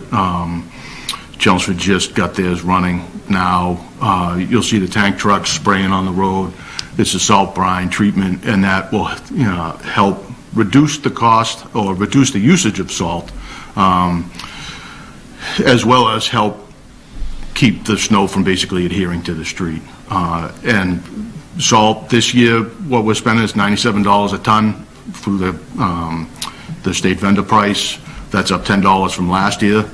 So we've obviously had a light winter so far snowfall wise. We've had some crazy long duration, snow, rain, ice, snow, rain, so our material usage is way down. Granted, a lot of that was, I changed how it was operating from before. They were just dumping salt out, a lot of these trucks have computer systems. We can set them how many pounds per lane mile and all that. Let's calibrate the trucks. We just had the guy in. So last year, they used a little over 2,800 ton. About right as of yesterday, about 1,200. So, but again, it's been a light winter. So, that's going to kind of be up and down depending on the winter. Steve, just for a minute, could you just talk about, even though it seems like a light winter, but that may not necessarily translate always to what the budget looks like or what that. Right. So, like I said, some of them were long duration. We had the one storm guys were in almost 40 hours consecutive. They came in on a Sunday night. They didn't go home until Tuesday, 3:30 or 3 o'clock. So, they're in overtime, and we're doing multiple treatments. So the trucks are still running. We're still putting out material, and we're still spending overtime. Obviously, without having all the snowfall, thankfully, knock on something, I've only had the contractors a couple times for just the minimum, because we really haven't had anything to plow.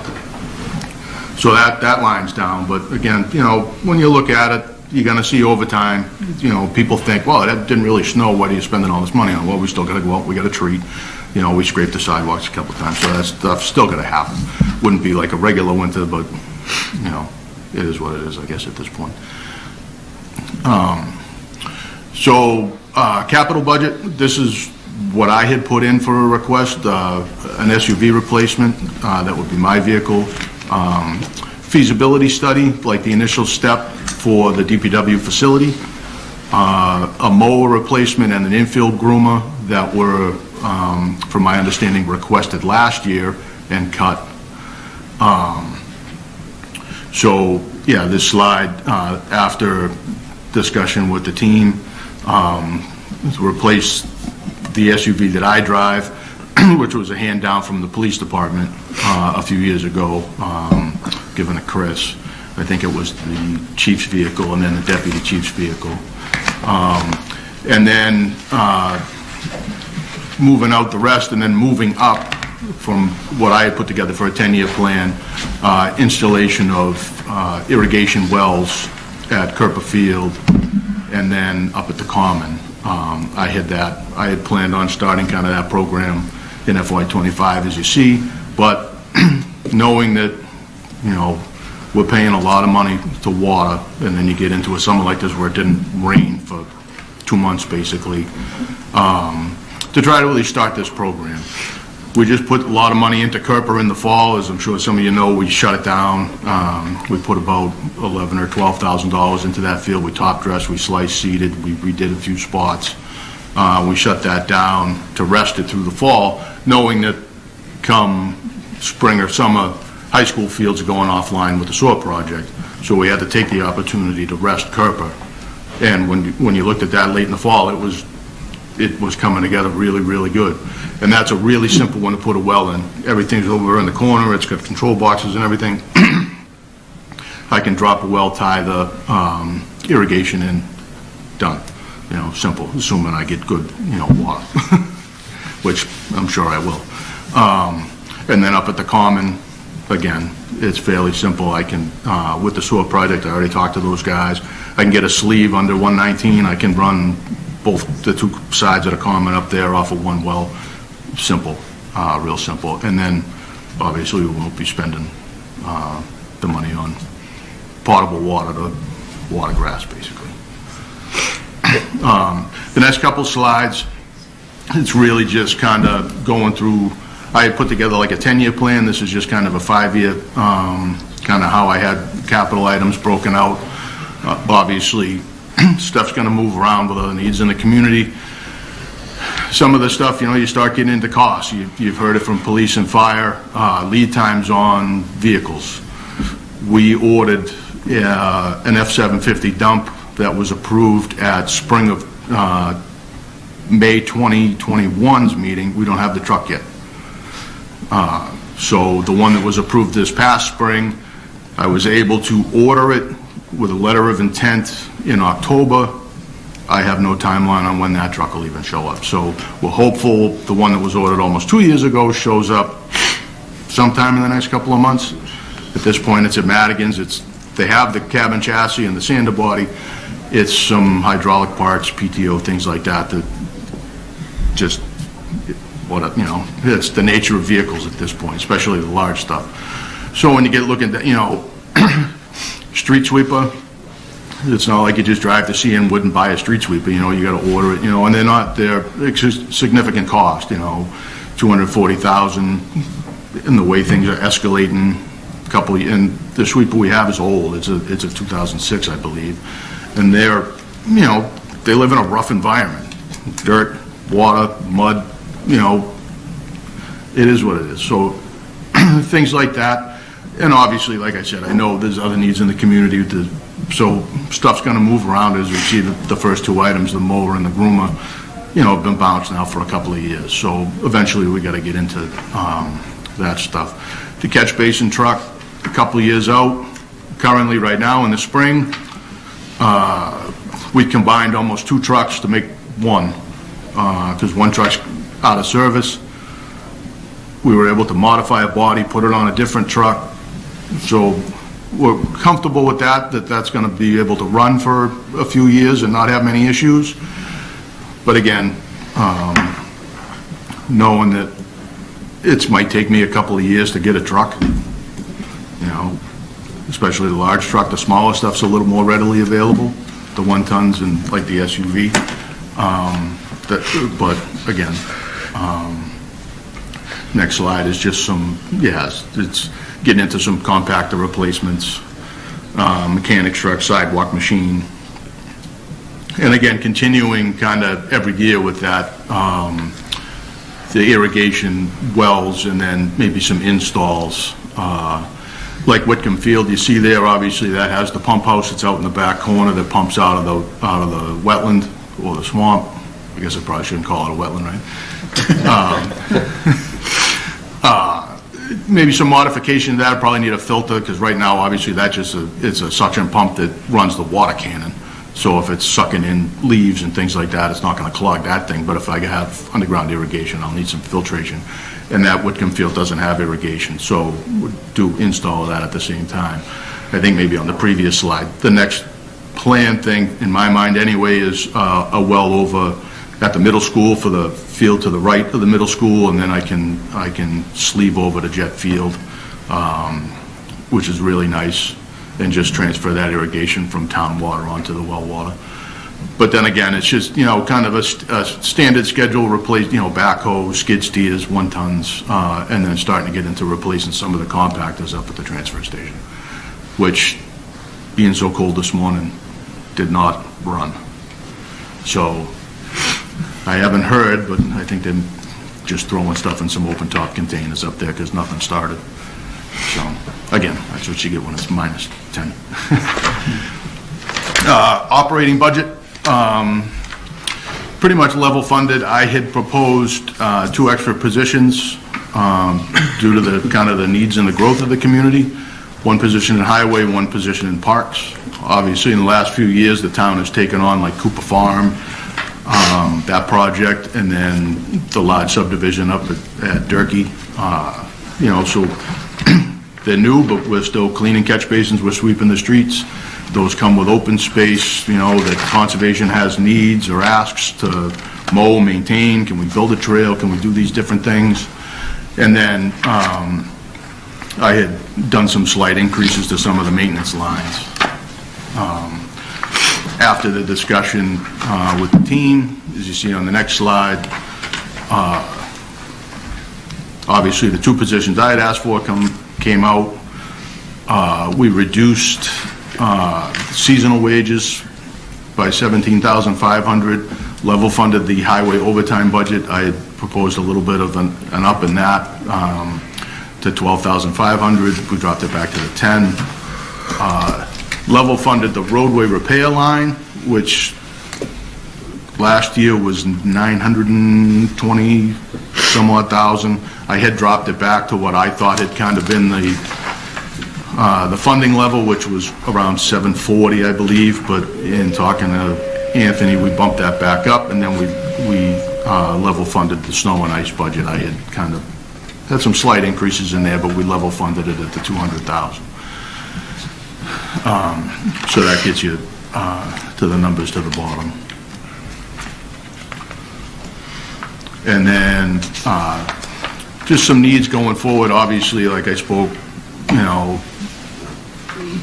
we have new roads, maintenance requirements that are going to come up with that. So again, the need for additional staffing in both sides, highway and parks.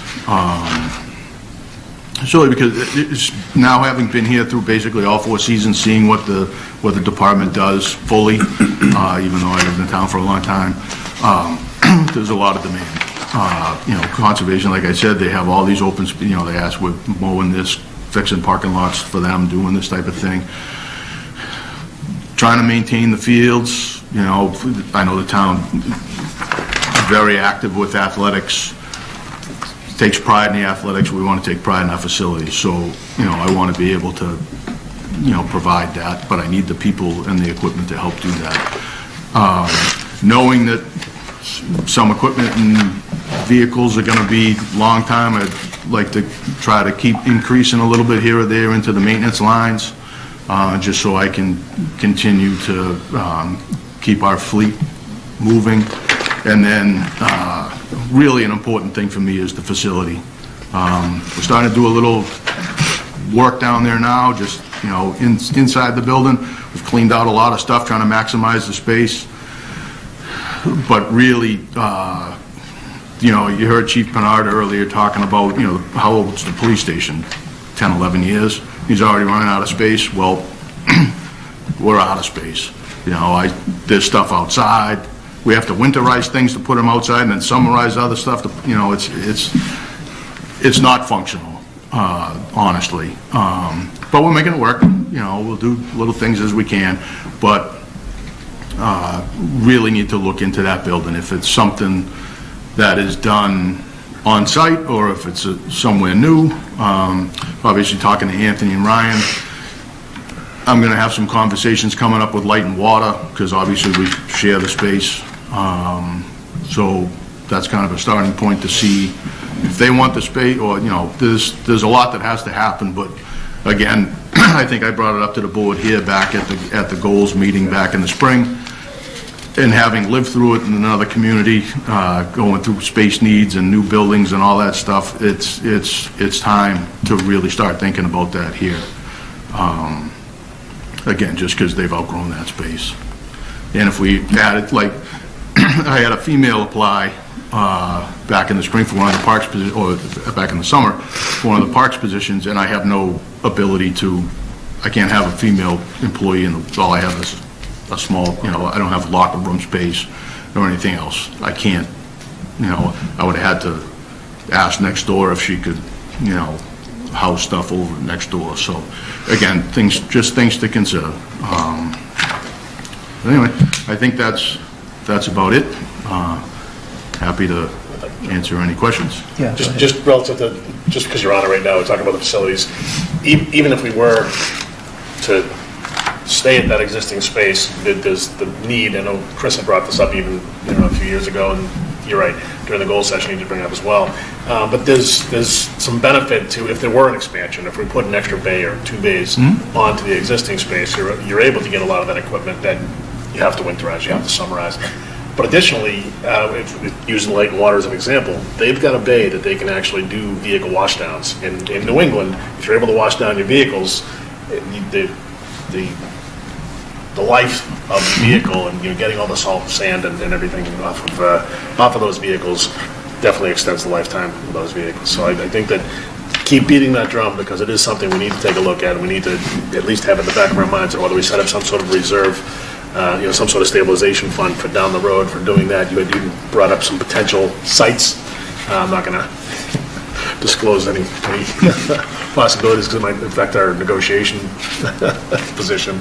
But I think that we need to make sure that we are very mindful of that. And the fact that you're already having conversations with Light and Water to potentially, with their growth, bringing on a sewer department, that it might be kind of time to really ratchet that conversation up. So I definitely appreciate you keeping it on here. Keep us honest, and we need to start looking. You never know when some potential piece of property or something would come up that would fit those needs. And I would actually task you with keep your eyes open. If something does come up that you think would be a good location for us, it's absolutely that potential exists for us. Yep. And you mentioned washing the vehicles. Obviously, when the sanders are out, if you're going right back out, you're not going to really, do a full clean. But when we're doing a full clean, we're out in the parking lot. So, and it's 10 degrees out, or 10 below. Or yeah. So if it's like this, obviously we're not washing. Right. But we're blowing salt off. So where's that going? It's going into the drainage system on site. Ultimately, so again, to be able to wash a vehicle inside is extremely important. With the reclamation system, and there's a lot of benefit to it. Yeah, oh yeah, environmental 100%. as well as for the life expectancy of the capital. 100%. I appreciate that, Steve. The wage figure for 1.2 million. I'm assuming that is a combination of the wages for DPW, parks, snow and ice, and the transfer station, because I don't see that number specifically in the budget book. And I did some math, and it looks like it balances out, but I just wanted to, maybe that's a question for Alicia.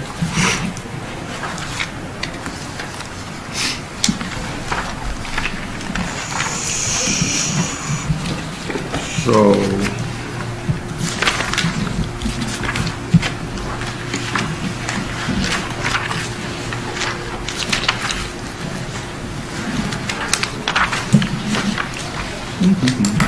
yeah, so what I did, you're right, that's transfer station, the management staff, so myself, the admin, highway super, the parks guys, yeah. Okay. And then there was another figure there for expenses, is that a roll-up of all those departments as well? Correct. But you didn't include cemetery or wastewater or? Nope. Okay, thank you. Can I jump in, just because you mentioned cemetery? Unfortunately, I visit there more than I used to, but is there any plan, and not to put you guys on the spot, but you mentioned crack sealing and cape seal and that kind of thing. So as far as the roadways up there, if there's any way to, I don't know if there's any plan, I know there's not a whole lot of budget that's been put forward for it, But it's just something that, again, let's put it on our radars and start looking at opportunities to, while we have the crack seal team in town or something, maybe we could do some sort of collaboration with cemeteries. Yeah, so that's simple. I can work with TC and his staff. And then when we're bidding that stuff, I can just add in the depending on what the treatment is, add in those estimates into my bid. That's easy to do. Yeah, they can do something like an assessment, like you were talking about sidewalks, the 1, 2, 3, 4, like Yep. Sullivan doesn't necessarily need anything right now because it's the newest road up there, but there are some other areas in the cemetery that, Yeah, I can work with TC on that. That's easy. I just wondering, you mentioned that you weren't able to consider a female employee. Does that give us any sort of legal exposure? I don't think to existing, but we have to provide a space if that employee comes And through. Brian, as he pointed out, there would still be accommodations that we could make, but what he's trying to make is a broader theme, which is that the current facility doesn't easily conceive of that, so that's what the argument is really for, but we could. Okay, absolutely, just, 2023, it's I mean, I want to emphasize your point, Yeah. And just to touch on that again, when we built the facility in Chelmsford, that has a full female locker room, and there's 5 or 6 female in the workforce. Right, absolutely, okay, just Just a quick question. It's more of probably ignorance on my part. All the water that waters the fields outside of the one we're pulling from a swamp is coming from, we're paying for that through the water department. Correct. Is that a budget line item that I'm missing? So that's paid from town hall. So it's but it's not showing up on your budget. No, it's not utilities. So because I look at the cost of these wells and I'm like, well, that makes a lot of sense to me, but what is the cost and when does that cost get reclaimed, I guess is. Yeah, so just rough math, the payback is 5 or 6 years. Okay. I think Parks and Rec had a line item for the watering of the field in their budget, and we discussed that. That's when we first discussed the well. And it was a significant increase this year, as I recall. So. Well, thank you, because I was just thinking about looking at your vehicle fleet and the planning. It's hard enough, I realize, to kind of plan ahead like that. You almost have to go back to school to plan now with the length of time it takes to get a vehicle. It's amazing how far out we have to do this. The cost savings on tipping fees, is that do we have a new contract for this coming year, or? So, the transfer station, I pretty much level funded, and then back in end of September, we extended out the contract with Waste Management for 3 years, and it just has a simple 5% increase every year. So, tracking the tonnage that's going, we're not really spending the budget. Okay. So, I kind of left that alone, just to see, since we started hauling our own trash, it's tough to compare with 3-4 years ago when it was all these different vendors hauling. One was taking plastic, one was taking this. So to try to consolidate all the numbers, at least for me, I was getting a popsicle headache. So now that we're doing it, it's very simple. We know when we're going to Billerica with recycling, we know when we're going to Fitchburg with solid waste, and then the C&D goes to Leominster. So, but having that 3-year contract and then looping in town hall, police, and fire into the same contract was a cost savings over the life of the contract, like $23,000 over the 3-year contract. It allows me to project because it's some fixed costs. Obviously, the recycling market goes crazy, but I can project really well. All right, cool. Thanks. Yeah. Two lines. Excuse me, on the Public Works budget summary sheet that we have, wastewater, stormwater is pushing $500,000 a year now, where a couple of years ago it was $500,000 or $250,000. Is there any sense as to where that's going? I mean, It just seems to be on a huge slope. I just, what's in that? 'Cause Yeah, that's- It's up 118,000 year over year, just wondering. Yeah, that's the sewer. So, for the sewer department, and what's going on for them is the debt service, and as they're borrowing and going and expanding and doing more work. And I asked them basically what it was gonna be, and they weren't sure, so I tried to put in a conservative estimate of what I thought would be the sewer for this year. Yeah. So this is tied to the water department? Correct. Okay. And on the landfill monitoring, $130,000 increase. What, It's not an increase, so that was in the transfer station line, department division. We took it out, we put it in highway temporarily last year until I was able to build its own division this year. so it's $130,000 a year monitoring Correct. those wells? Okay. Okay. So it's another reason to bring the water department in, that we're spending $500,000 on the sewer system at the high school, and we're spending another $500,000 on wastewater debt. Another reason to bring them into at least the finance committee, and talk to them about what's going on there. Because that's $1 million just on those two line items. That's included. The debt services. Right? I have two line item questions. Standby wages went up 75%. Can you tell me what that is on the DPW budget? It's like overtime is zero. Overtime was no change, but standby wages was $14,000. The contractor, Steve? Plowing? So just the regular standby wages? Yeah. So that is based on the regular season standby, so that's April 1st to November 15th.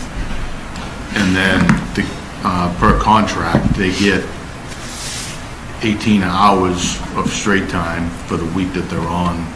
So it's basically just a calculation. We take the number of weeks,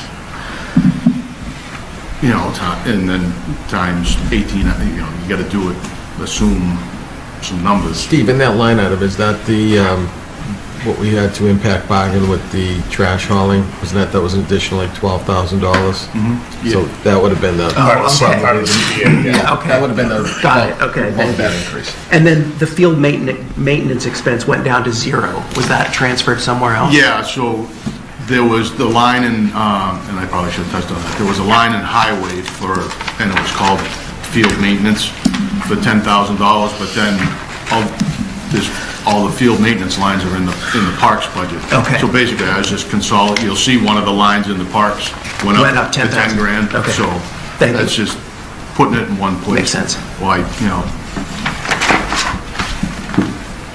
I had a couple. Yeah. On the park wages, it shows park staff wages of $163,000, but then it only shows one employee making $57,000, so I didn't know where the other $100,000 was. So I'm funded for 3 positions in parks. I currently only have 1 because I have 2 open positions. Okay, so there's 2 vacancies that were listed. Okay, and then in November special town meeting, one of the items we were discussing was whether to do LED lighting over the highway garage, highway department as potential savings, and it's not listed in any of the capital plans, so it was going to be, that was even a quicker payback than the wells. So I don't know why we're not considering that on any of the capital plans. So we are considering that, just not out of the capital plan that was submitted, but the amendment to the article that's proposed in the special town meeting repurposing some old capital funds. We increased our facilities, I mentioned, to handle outbuildings, Orchard, Robinson Road, and that's something that we do plan on doing with that money. Okay. And when I was at the MMA conference last week, Concord was saying they're going to electric mowers for their DPW department. I don't know if we've looked at doing that. They said they've had pretty good success. And I don't know if we've looked into that, or if we have, if there's any grant funding that would help offset some of the costs. So So we had some discussions in the fall about a potential for a smaller electric mower. Some of the conversation was when they're doing right around the buildings, close to the building, instead of running, you hear something else, you're gonna look out the window, So we kicked it around a little bit, just a smaller, like. That's not what they're talking in Concord. They're talking the big zero-turn. Yeah, ones. so as far as that, we have not looked at that at this point. To me, a little bit with that, I want to see it be used a little bit more, kind of vet the technology. If you know me, I'm more of a, there's no replacement for displacement, give me a big motor. Yeah, so I'd encourage you to reach out to the Concord DPW director. He was actually speaking at the MMA conference, Okay. and they have a fairly lengthy experience with that. I mean, they're going, almost all their equipment is chainsaws, weed whackers, everything, they're going electric, and he can give you a good rundown on that, so. And it might help offset some of the costs, because I'd be surprised if there's aren't grant funding available to kick the cost of your mower down substantially, so. I guess that's it. Good. Thank you very much. Thanks. Thank you. Thanks. What was the, Yeah, can we have a 5-minute break, real quick? Yes, yes. Sorry, Andrew. We'll be right back.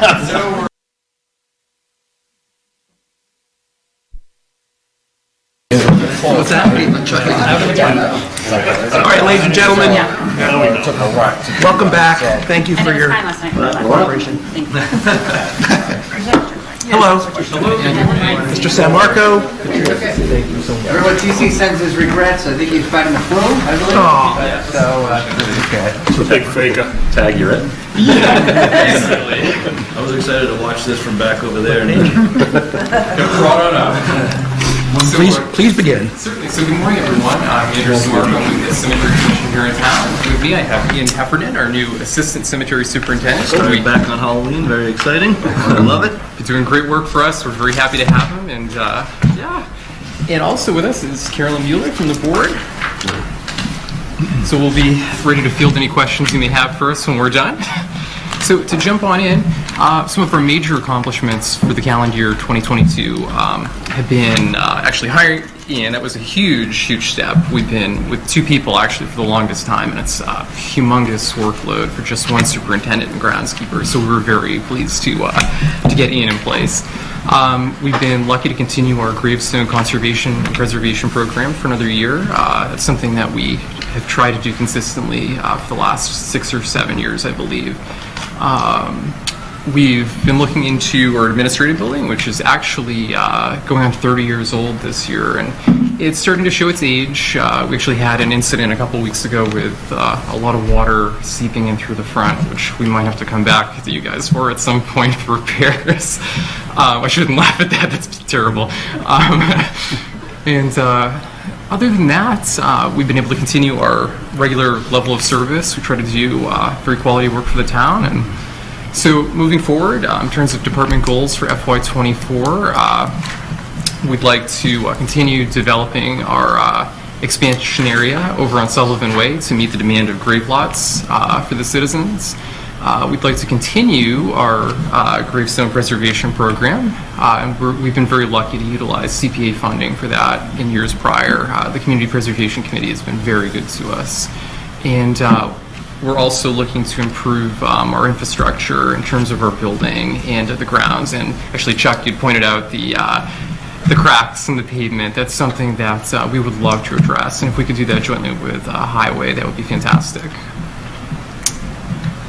And our other ongoing goals are pretty much keeping the same level of service, maintaining our equipment grounds year-round, keeping it very nice for the public, and providing training opportunities for staff, purchasing necessary equipment when necessary. We're a very conservative department. We really only buy something or new equipment when we have to.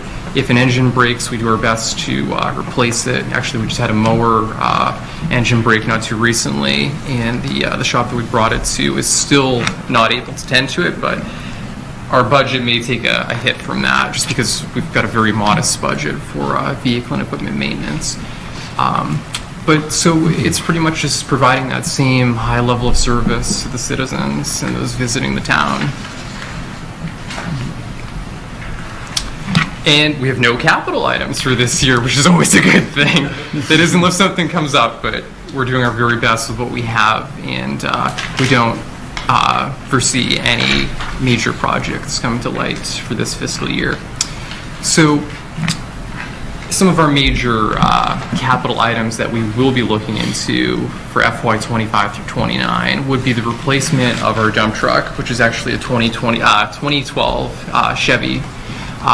It's seen a lot of repairs in recent years, and it's an aged vehicle. Granted, it doesn't get a lot of mileage, but it gets a lot of use. It's a very heavily utilized vehicle in the department. We're looking into our building. I may have mentioned some water damage earlier. We're going to do our best to address that in the fiscal years to come, along with some other improvements. And we're going to continue developing our 1 acre of expansion area on Sullivan Way to make sure that that's phased out to meet the demands of the public in terms of grave space.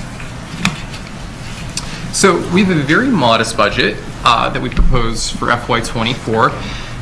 It mainly includes vehicle, equipment, maintenance, and repair, which totals $5,310.60. Building maintenance, which is $1,785.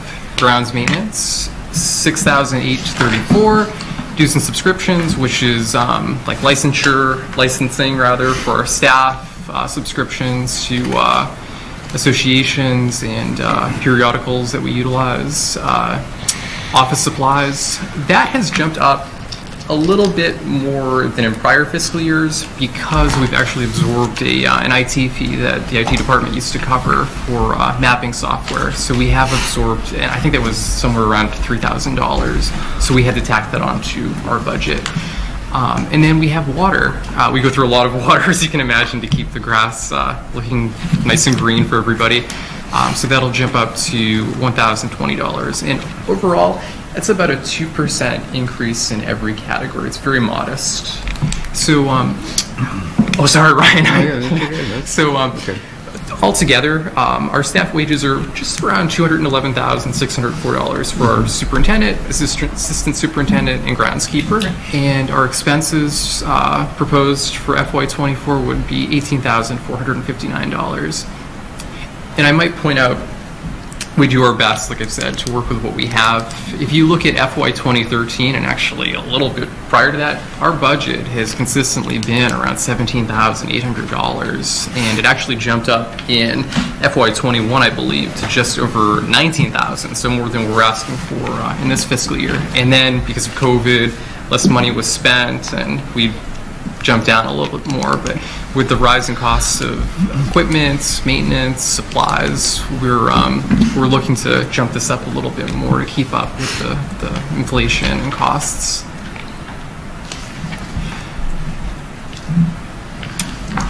Perfect. So no TA adjustments. I'm glad to see you. So for the projected FY25 through 29 operating needs plan, we took a very conservative look at this and said, well, maybe an 8% jump from what we're proposing in FY24 would be necessary for those fiscal years, or the beginning of them at least. So you're looking at a very basic 8% jump from a couple slides ago to get us through. And that's actually just a little bit above where we were 2 fiscal years ago in terms of operating expenses. So we're very conservative in what we do, and looking forward, I'm sure this will probably have to be adjusted as the years go on and prices go up, but that's our best projection at the moment with what we'll most likely need. So, I guess, Andrew, like one question I had was kind of around revolving funds, perpetual care, right? And maybe it probably is a larger conversation just as you guys think about long-term planning, right? But, you know, it's I know that's been offsetting some of the operational budget in 2022 that's spent. I think you spent it down to pretty much nothing after 2022, right? There's a big expense in 2022. So we have had to utilize perpetual care, which we never like to really touch it. We like to keep it in case of an emergency, but we did have to utilize that in calendar year 22 for a few improvements to our equipment. We bought a new trailer that was necessary. We were actually working with a trailer from 1993, which was fairly unsafe for a number of reasons. So we did have to utilize that to purchase that equipment, and we installed new lighting in the building, more energy efficient, more reliable, because a lot of our old tube lights were burning out, and TC was having to get up on a ladder at very dangerous heights pretty frequently to replace the bulbs. So that was the necessary expense that we had to do. And we recently also put in some cameras at the front of the cemetery after some serious vandalism to a grave. It was unfortunate that we didn't have that in place at the time of the incident. But looking forward, we want to be more protective of the graves and to make sure that people aren't disturbed. Okay, yeah, it would just be good to see it, like, go back to the more like long-term, Oh, absolutely. and projects versus the operational stuff, right? And certainly start to get back into trust and things. And in terms of splitting revenue that we receive between lot sales and opening fees, we typically average around, I believe, $60,000 a year for that, just about under that. And of that money, 50% has typically gone to perpetual care. That's been the policy of the board, so that there is something put in reserve for major capital projects or any other crazy emergencies that may pop up. But again, we don't like to touch that if we don't have to. Yes. So I actually have 3 points, I guess, or questions. Certainly. So you've got the Sullivan Way there. Is nothing being talked about expansion beyond that? I know you have a lot more land there, so in this plan. No, in this plan we don't address that. We're actually Space is pretty much. Yeah, so we're still actually spending the $96,000 that we were awarded a year and a half or 2 years ago to further develop that site. But we're still plotting it out, picking up plantings. It's a work in progress. We do have a phased out map for years to come of that. What, a 10-year plan? Yeah, but in terms of doing anything in the near future, I'm thinking, or we're thinking that this 1 acre should last us quite a while. But if something does pop up, we would of course come back to you guys and work with you on that. I don't foresee that being a thing in the not too close future, though. Okay. The other thing was we're talking about all the wells, these wells being dropped in town. This seems like I just saw you have a water expense there, water for the grounds. Has that been talked about potentially now? Installing like a well? Yeah, to put a well in. This is obviously the bill to, once again, Littleton Water. Drawing off that as opposed to having a well on site to manage the water. I mean, if it's a feasible alternative, I'm sure we would be open to looking into anything that would reduce our costs. But I don't know if installing the well would defeat the purpose of spending the $1,000 a year. Right, Ultimately. that would have to do the cost analysis to see how long that would take to pay for it. But if we could tie into somebody else's well, I mean, we wouldn't say no.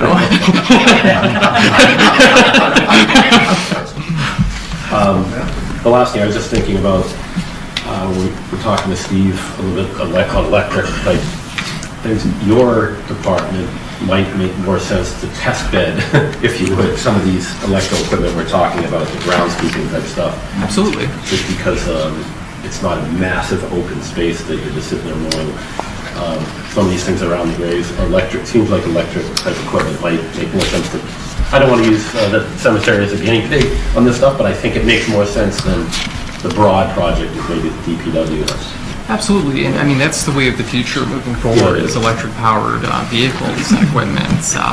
Currently, I believe we have 3 gas-powered mowers. Correct. So, if the town was to say, "Hey, we have a trial mower that," one of those fleet, just to see if it's feasible. Absolutely, I think we would be open to trying anything you'd like us to. That's fine. Other questions? Comments? I have one quick, the $2,500 software expense, is this something new or is this something that was transferred from IT? This was an ongoing fee that was covered by IT in years past, but it was recently bumped over to our department to cover, so we did have to bump that up, unfortunately. Okay. 4 or 5 years ago, when the cemetery commission came in, we talked about the impact on your quote, business model, if you will, of cremation. And are you seeing a continued shift towards it? And how does that impact your business, if you will, compared to a normal cemetery?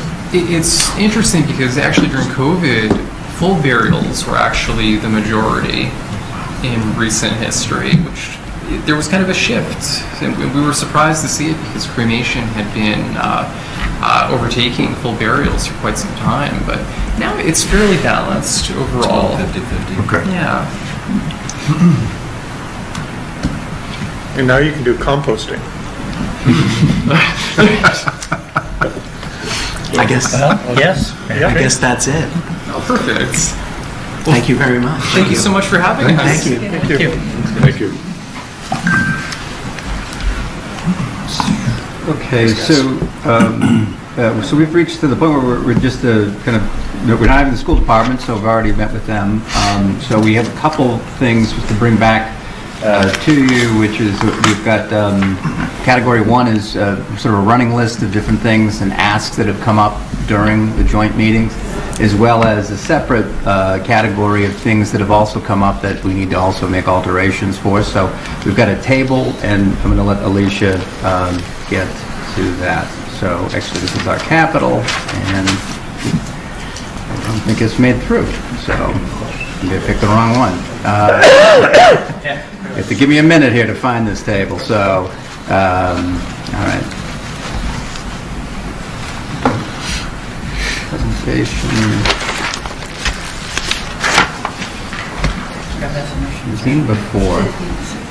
So why don't we pivot and instead take a look at our capital requests. We have we passed this along. I was going to say, I was hoping you weren't expecting me to read that. It's all right. It's all right. Bad day to forget my glasses. Is this any better? So you, Yeah.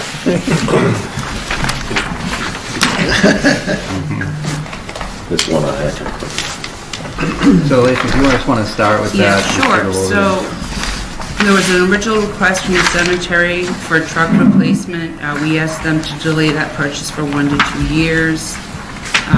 Historical gravestone preservation from CPC funding. Administrative building needs assessment for $16,000 to come out of the Perpetual Care Trust Fund.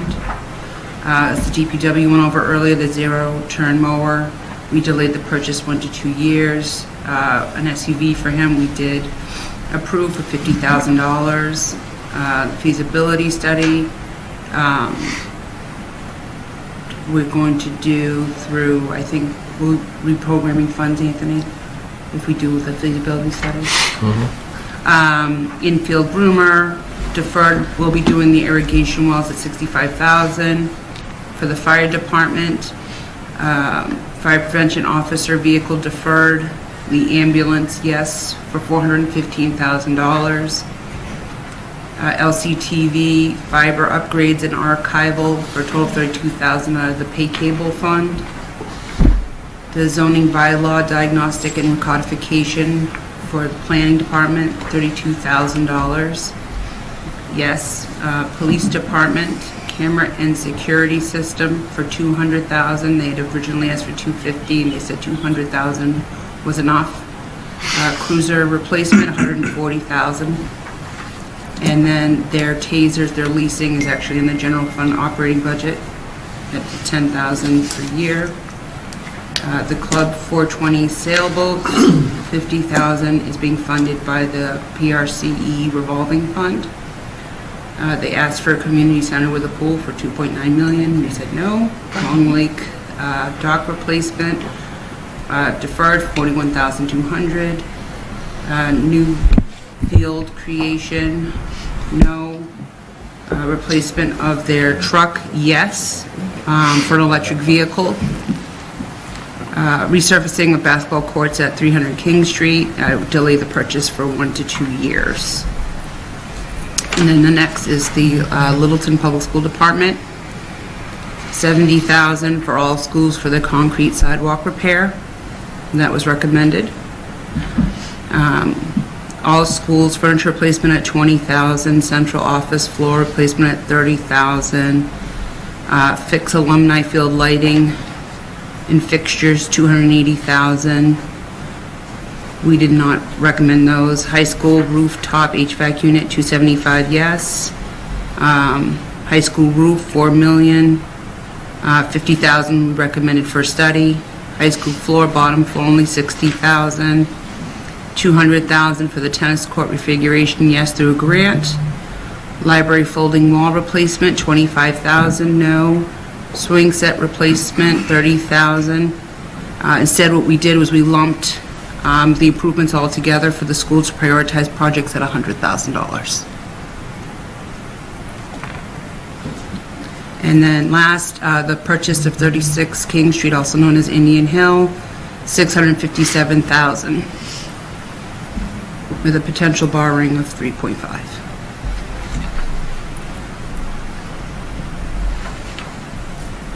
Indian Hill, didn't we look at that 3.5 to buy it? Sorry? Yes, this was before. So Right. this is, I'm just reading what was. These aren't current numbers. Right, Yeah, correct. Another question on the police, if it was funded out of the tasers are 10,000 listed here, but they're not being funded out of the capital plan, right? They're funded Right, from it's something a else. reference, it says on the So, operating budget. yeah, I understand that, but then shouldn't then the capital plan number be Well, reduced by that? Well, it's a capital item being out of the general fund operating budget. I see your point. We can make that adjustment. I see what you mean. Yeah, Okay. that was a mistake. Why, how did you come up with the 657,000 number for Indian Hill? So that was the amount that was available left after we reviewed the capital projects, and actually it's not, it's going to go to the capital stabilization fund. It's not going to go towards the purchase right now. So we'll build up, because we don't intend, we'll short-term borrow. Right. For providing the town meeting wants to purchase Indian Hill, we'll do some short-term borrowings until the senior center's up, and then we'll do one until the new center is constructed, and then we'll do one large borrowing covering both of those. And at that point in time, you know, the more that we can throw into the capital stabilization, perhaps the less that we'll need to borrow. The tennis court reconfig, is that happening with or without Indian Hill? Is that like reconfiguration of the existing So courts, or? part of that repurpose of capital money we would do the feasibility study at the school, at the high school, and adding those, looking at adding those 2 courts there. They have 4 courts, and addressing pickleball too. So that exact plan will kind of depend on what happens next week. And, Yeah, exactly. And in addition, we were also looking at the grant. There's some money's available there potentially. Lake water. 200,000 that Yeah. we could potentially also allocate there as well. So we're losing the space. This has been talked about already, I know. So that's actually replacing, because of where the senior center is going, we wanted to get courts, pickleball courts specifically, but tennis as well. The item that was interesting, I know there was talk at Castle and the Trees, those basketball courts, to reline for pickleball to help also offset some of that loss of those courts. Is that still in play? I know the resurfacing, it looks like we're putting it off a couple of years, which would have been a natural time to reline it then. But if we reline it now, minimal cost to reline a court, but then resurface them away later once we build these other courts. Right, it's a backup plan, so everything's going to depend on construction when we can do certain things. So for the time being, we'd reline the 2 existing courts for pickleball, and then the backup plan would be to go to 300 King if we needed to. But as far as the resurfacing, there was actually money left over in the fund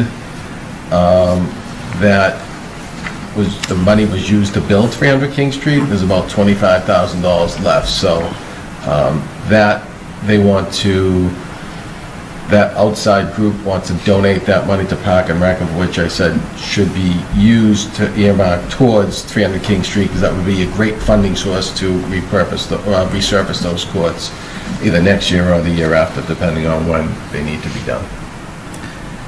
I guess process-wise, we're jumping around a bit, but last year, did we kind of go through this list and then we all kind of agreed on those that we thought made sense, and then those that warranted further discussion, or folks had concerns on it. I'm just trying to remember what we did last year to. Yeah, I mean, we have a recommendation. Right. I guess it's, excuse me from jumping over this, but we need to discuss if we think something else should replace something. Yeah. Individually, we can speak to it, or if maybe we go group by group. If somebody has a real concern about something we're not funding, it needs more explanation, or maybe if we look at the adding, even if we have to add something in here that's not, and then find out how we can finance it, if that's a concern. Yeah, and that makes sense. I mean, yeah, maybe we go through the department at a time. I don't think until the special, there'll obviously be some things that'll be more concrete after that.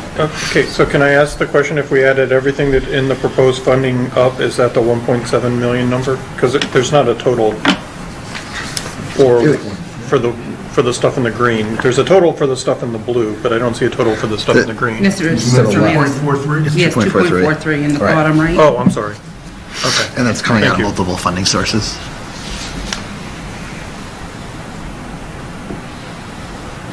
Is there, I mean, to help go from the blue to the green, and I'm just thinking capital planning, is there a end of life? Like, some of these things are brand new, and some of these things are existing that are being repurchased. So for the things that are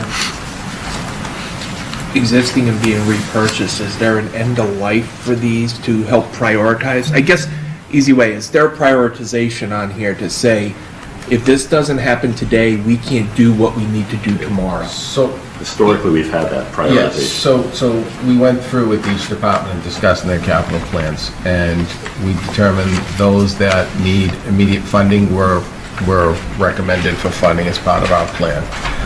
Everything else, collectively, we believe that could be pushed off to another year. Keep in mind when you get a capital plan, right? It's, people give you the first, second, third, fourth, fifth, and some of those are wants and not needs at this point in time. So we felt after going through this with the departments, it would be more prudent to fund the needs and then put money towards the capital stabilization. If something becomes pressing, or certainly we could tap into that. Do we have? I look at, oh, sorry. That's the project ranking. I think the project ranking is right. Leads to this a little bit, what you're questioning. I think ones I would have to assume are, hey, Yeah. this is going to be. Just because I look at capital plans every day. I'm in the finance space, and that's what I do. And I think the one thing that I see here is just with the budget overall, just to take a step back, we're not getting a full picture, right, of how much money this town is spending. And me as a taxpayer, that's what I want to see. So, for example, we had the school in the other day, and they said, this is our budget, but they have a lot of other stuff coming from grants and all that type of stuff. Yeah. And like a simple example is, let's say I have 10 computers, and 5 of them are end of life and 5 of them are running, and I get a grant for $50,000 to buy another 10 computers. So I replace the 5 that I need and I buy 5 new ones, so now I have 15. So 5 years from now, do I come to town and say I need to replace 15 computers, or do I need to replace 10 computers? Because you had 10, you got 5 freebies, so now does your number become 15 because you got 5 freebies through a grant? And that's what I'm missing with this whole presentation.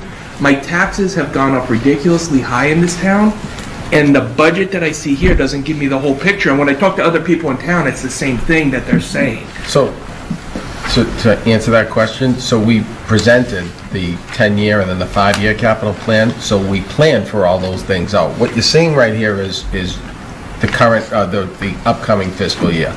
But if you go back on previous presentations, you'll see what's coming down the pipeline for capital projects for the town. See, and I don't want to go through, we're approving this now, I don't want to go through all the presentations. I want to get like a town budget. How much money do we spend now, and what's the impact going to be, and all the funding sources. Not this is general fund, but all the funding sources. The town is spending X number of dollars, including grants and all these one-time sources, and then how does that impact us going forward? I got a grant, now I have 15 computers, so in 5 years from now, you're going to have to replace 15, not 10. Right? That's where I'm.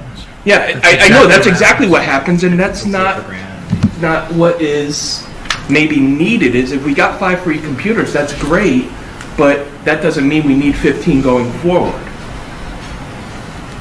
I would say, as finance director, there's many, many grants on both the school side and the town side. And I'm not the expert on the grants.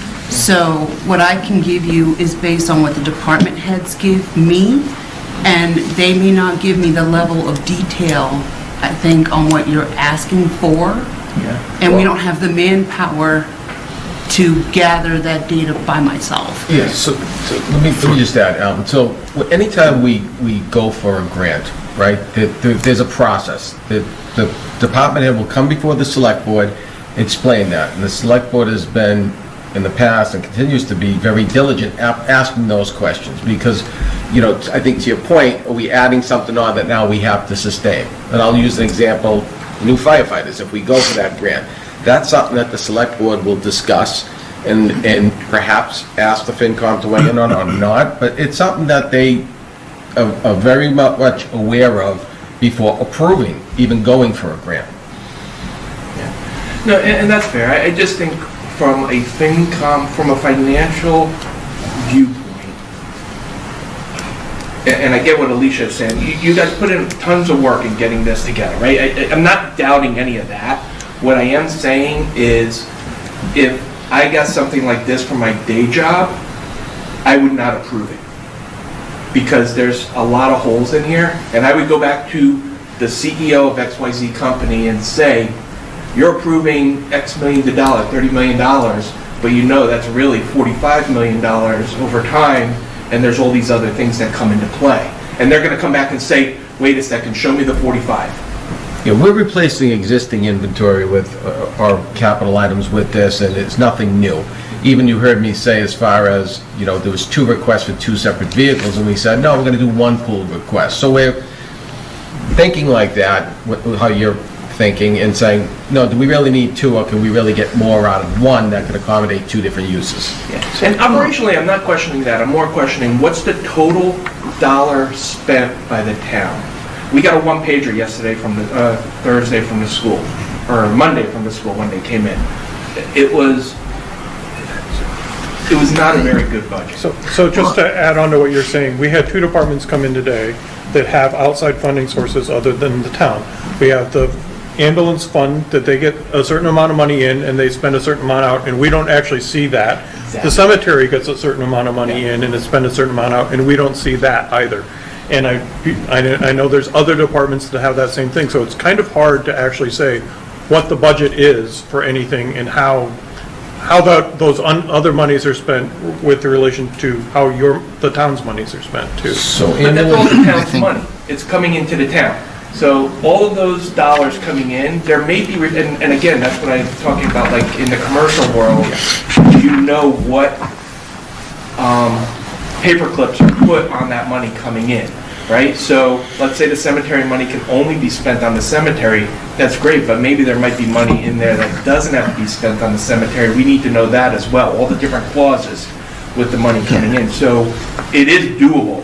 It may not be doable with a 1-person finance department, but it's definitely doable. So when we looked at the cemetery request, that's exactly, their request was to come out of the funds available for capital projects, but we looked at that and said, you have some perpetual care funds that you should look to those funds. So we go through that process. As far as the ambulance receipts, that contributes to the local aid number, not local receipts number. So there's an expectation that $500,000 of ambulance receipts are going to go into the general fund to help support the fire department. I think we went through that exercise when, 5 or 6 years ago, when Chief Wazinski went before the select board to say, here's what I want to do in creating an ALS, here's the revenue that I think that we're going to generate from it and how I think that they can fund it.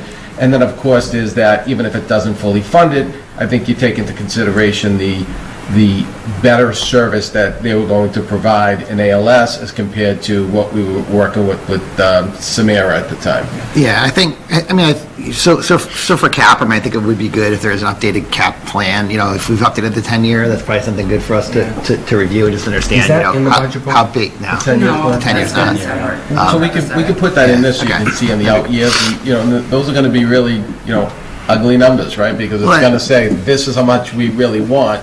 In all reality, you couldn't fund. Exactly. So we're not alone. Every community goes through this. Yeah, it was ugly last year, and we're moving more. Back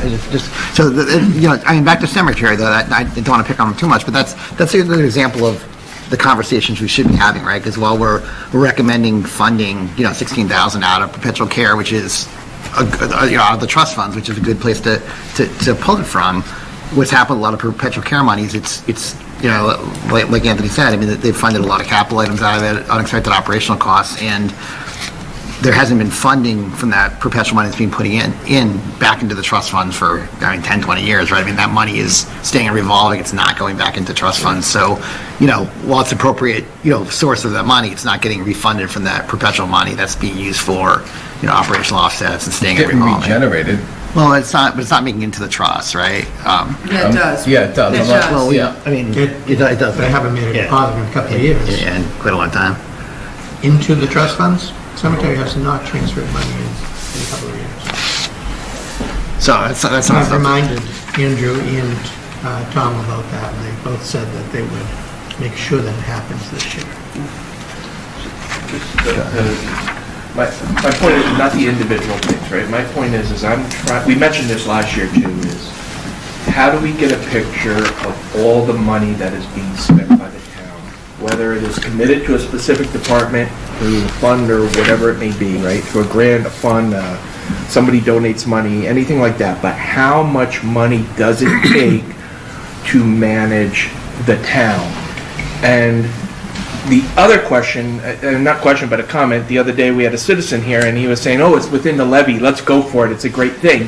That's not always a true statement. If we put together the 10-year cap plan and we have all these things that are really important, it doesn't always mean, hey, it's in the levy, let's spend it now.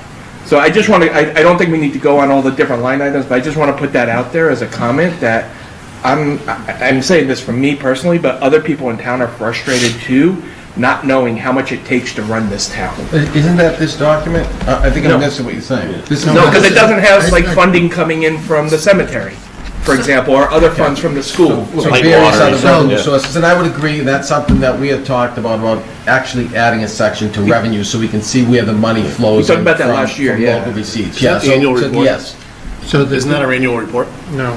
No, it's not. So- It's, I'm sorry. There is, we tried for several years to document, take the school department, for example. Yeah.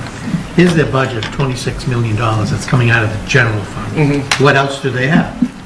Well, they have school choice, they have circuit breaker, they have all their grants, they have a lot of money outside of the budget. Those revolving funds that they use and those things are documented in this book in the front section. So those balances are there. Are they in what we report here? No, because we're really looking at what the general fund impact is. Yes, there should be an all-inclusive page that says, here's the total school number, here's the total town number. Yes. Absolutely. We can't control that. What we can control is how much of that extra funds leaks into the operating budget and becomes our problem. Right.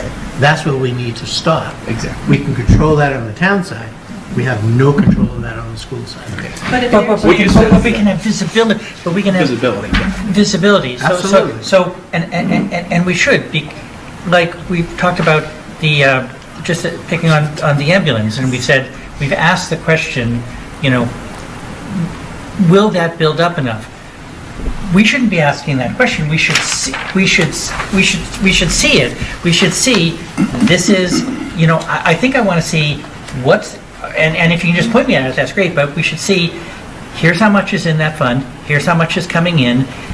Then we can make an assessment when it says, here someplace, spend it out of this fund. Well, how much is in that fund right now? How reasonable is that? I mean, I sort of want to, it's funny, I'm a software engineer, I kind of think of the budget and then the all the ins and the outs and little buckets for all the trust funds, revolving funds, and to be able to visually see what's going on. We could do that as of the previous fiscal year's ending, but if you're trying to get a budget together for you in December and to give you balances, especially with ambulance revenue, which is variable, I can't give you a definitive number Just like grants are drawdowns, usually they're reimbursable based. So I can't give you a definitive number. I can give you what they've been authorized to get. Something to that, effect, but it would be schools, I would have to ask the schools for help in that. Absolutely. I don't think, I think we absolutely get, lots of things are food, lots of things are changeable, but just, if I could see, recommend, Park and Rec, recommend buying the sailboats from the revolving fund. Well, how much is in there? How much is left? At a certain, how can we say, yeah, hey, sailboats for $50,000 out of the revolving fund, that's an awesome idea, without having in the front of our head, well, what's in that revolving fund? What else are they planning to use it for? So, I think some of this discussion, this for me being on both sides of the table, is this is every bit of your budget as it is the select board's budget. A lot of our decisions, I know from being on this side now, when I'm looking at this, does it align with some of our goals, and all this other stuff comes into play. Whereas if you're just looking at the numbers, then what you're asking, I think, should be developed. We probably shouldn't have waited till today to get those type of questions, but I think you would create a policy or what you would like to see, or I think, you bring up some great points. For you to make these key decisions and be able to get answers, you want a lot more material that in general might not be out there, but at least you have an answer to some of the stuff Brian just brought up. Yeah. But just to be clear on one comment you said is we didn't wait till today, right? This was brought up last year when we had this meeting last year. The same thing was brought up, and we requested it last year. Yeah, no, it's part of that. Yeah, exactly. I just think that this is probably an opportunity to get some of the answers and just keep, whether it has to be developed into a policy, a clearly designed way that Fincom especially would like to see these numbers presented for a really true picture, which I think everybody could benefit from, and how much of that can't happen because we don't know. It's a lot of prediction, a lot of this is where we think we're going to get, but still to have some type of answer to that.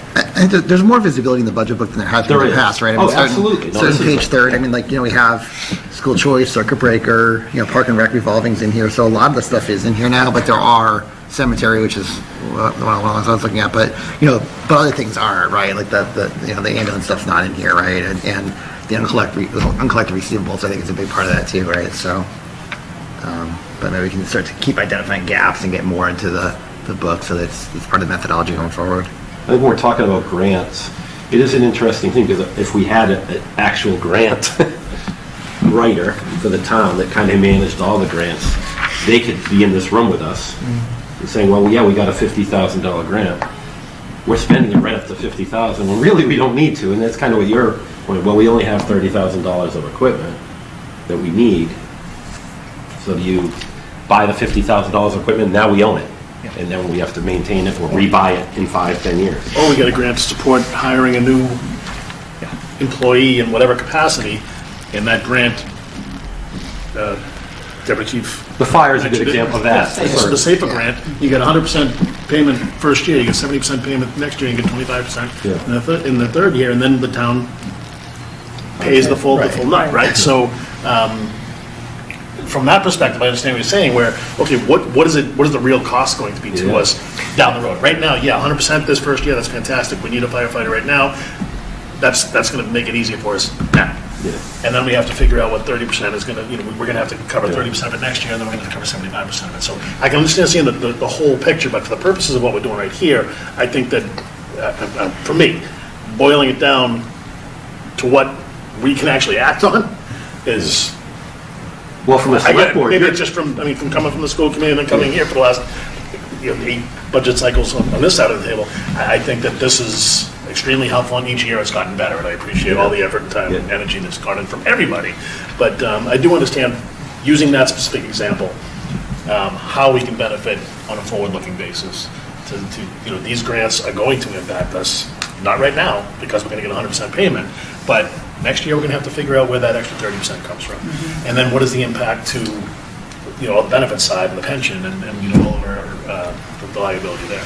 So I think there can be some benefit to that, but for the purposes of what we're charged with doing right now and putting forward a budget to bring to town meeting, I think that this boiled down version is pretty good. Right. And it takes a lot of time to get to this. Well, from a select board perspective, this is the final sheet, great. This is a recommendation from the finance team, which I would include Fincom, but some of the questions that you're bringing up really need to be ironed out before this sheet almost, right? That's how I feel about it. Right. So that we know we can ask the question, well, really, what's this really costing us? And every member over there could say, well, we know, this is what I think, this is the real cost of that. And then we can say, well, maybe that doesn't belong up here. Right. I think I'd suggest that, which one of you is the, chair, sorry. I know, this is going to switch. I would ask us, Fincom, take as an action item after this budget cycle to write up what we would like. What would we, ideally like to see, knowing that we may not be able to generate it, but, part of the thing is this, this budget book is God knows how long, and I'm guessing that almost any question I ask, Steve is going to be able to say, well, that's on page 23, section 4. It's like, whoa, that's awesome. But, I think so. I think we should take it as an action item to say, figure out off-cycle exactly what we want to see moving forward. Understanding, Chuck, that that's not today, but that's next. Yeah, I think we had that. Like last year when we went through this process, we had the 10-year plan, and we were able to talk to, we've had it on slides to some extent, right? But we were able to talk through the 10-year capital departments, and that I think it's part of what's lacking this year is we don't have, as much of that, we don't have that book to go through and really understand, as much of their future planning, right? Just because we don't have it in front of us. We just have a kind of point in time as we're talking through it, and we're not looking at what that gap is in the out years and things like that, right? I think one of the things that we saw today, we saw from the larger departments, they all had their requests out for the next 5 years, and they were pretty substantial. DPW, A lot of things detailed there of what the needs are. And I think our concern is, and some of the things that we should be discussing in both groups really, is the use of free cash that we're using, the policy that we have, how much money we're setting aside, and how much should go to specific projects, and how much should be dedicated to equipment and funding that capital plan for everyday things that we're going to need to run our departments. There's a difference between, okay, let's take $657,000 and put it to the purchase of a building that we're going to have to decrease debt service. That's great that we can do that. We have that luxury to decrease for future costs. But that's at the expense of some piece of equipment that some department is using. And that's the discussion that we need to have, is what is that makeup? Yeah, where's it better service? Is it to decrease the purchase price or to buy the mower that we need? That's the opportunity cost. That's the kind of discussion that we should be having with Anthony before he goes through and makes his cuts. One of the big differences between this year and last year is we were just presented this blue side last year, basically. Right. Yeah. Anthony and Ryan have gone through and said, here's the amount of money that we have, this is the best distribution of that money. Again, if we want to change something on that green side, if we want to add something from the blue to the green, we got to take something from the green out because we've allocated all the funds that we have available. Right. So that's the kind of difference this year from last year that I can see. Right, because I can see, not that at town meeting anyone would have this level of detail, but if someone said, hey, why don't we just borrow a little bit more and whack that 657 down a bit and then buy all the trucks that everyone wants? You know what? I'm not saying that's what we should do, but if someone said, why didn't we do that? I don't know exactly what the answer is. I mean, one thing I do like, and I think the fire department will only use it this year, is they put in parentheses when this first ask came up on the budget. Like, I think it said 2021. So now, to me, I mean, from my perspective, I can see they've been asking for that same thing for 3 years now. Yeah. They know it was a need 3 years ago, and we're still saying, we're still kicking the can. And I think that's something that helps me a little bit. I think we could, to know how long has that budget item been sitting there. like the pool, the Wilson Aquatic Center. That's Isn't it a that's need? not going up there. I know it is, but you just identified something as a need. Well, we look at the budget and we said, that's not really a need right now. That's a want or a wish, but it's not a need right now. So we have to be careful with how we identify needs, wants, Sure, and but wishes. it does give us an idea of how long it's been on. There might still be a priority, a project ranking, which I'm assuming that the department heads do the project ranking with you? Yes. Yeah, they do. If I could just add though, so some of that stuff gets pushed off year to year, and I had the conversation with the school department because, you know, what they do is they don't supply us with a 5 or a 10-year capital plan. So basically, all of a sudden, I get a request this year for, you know, $5 million.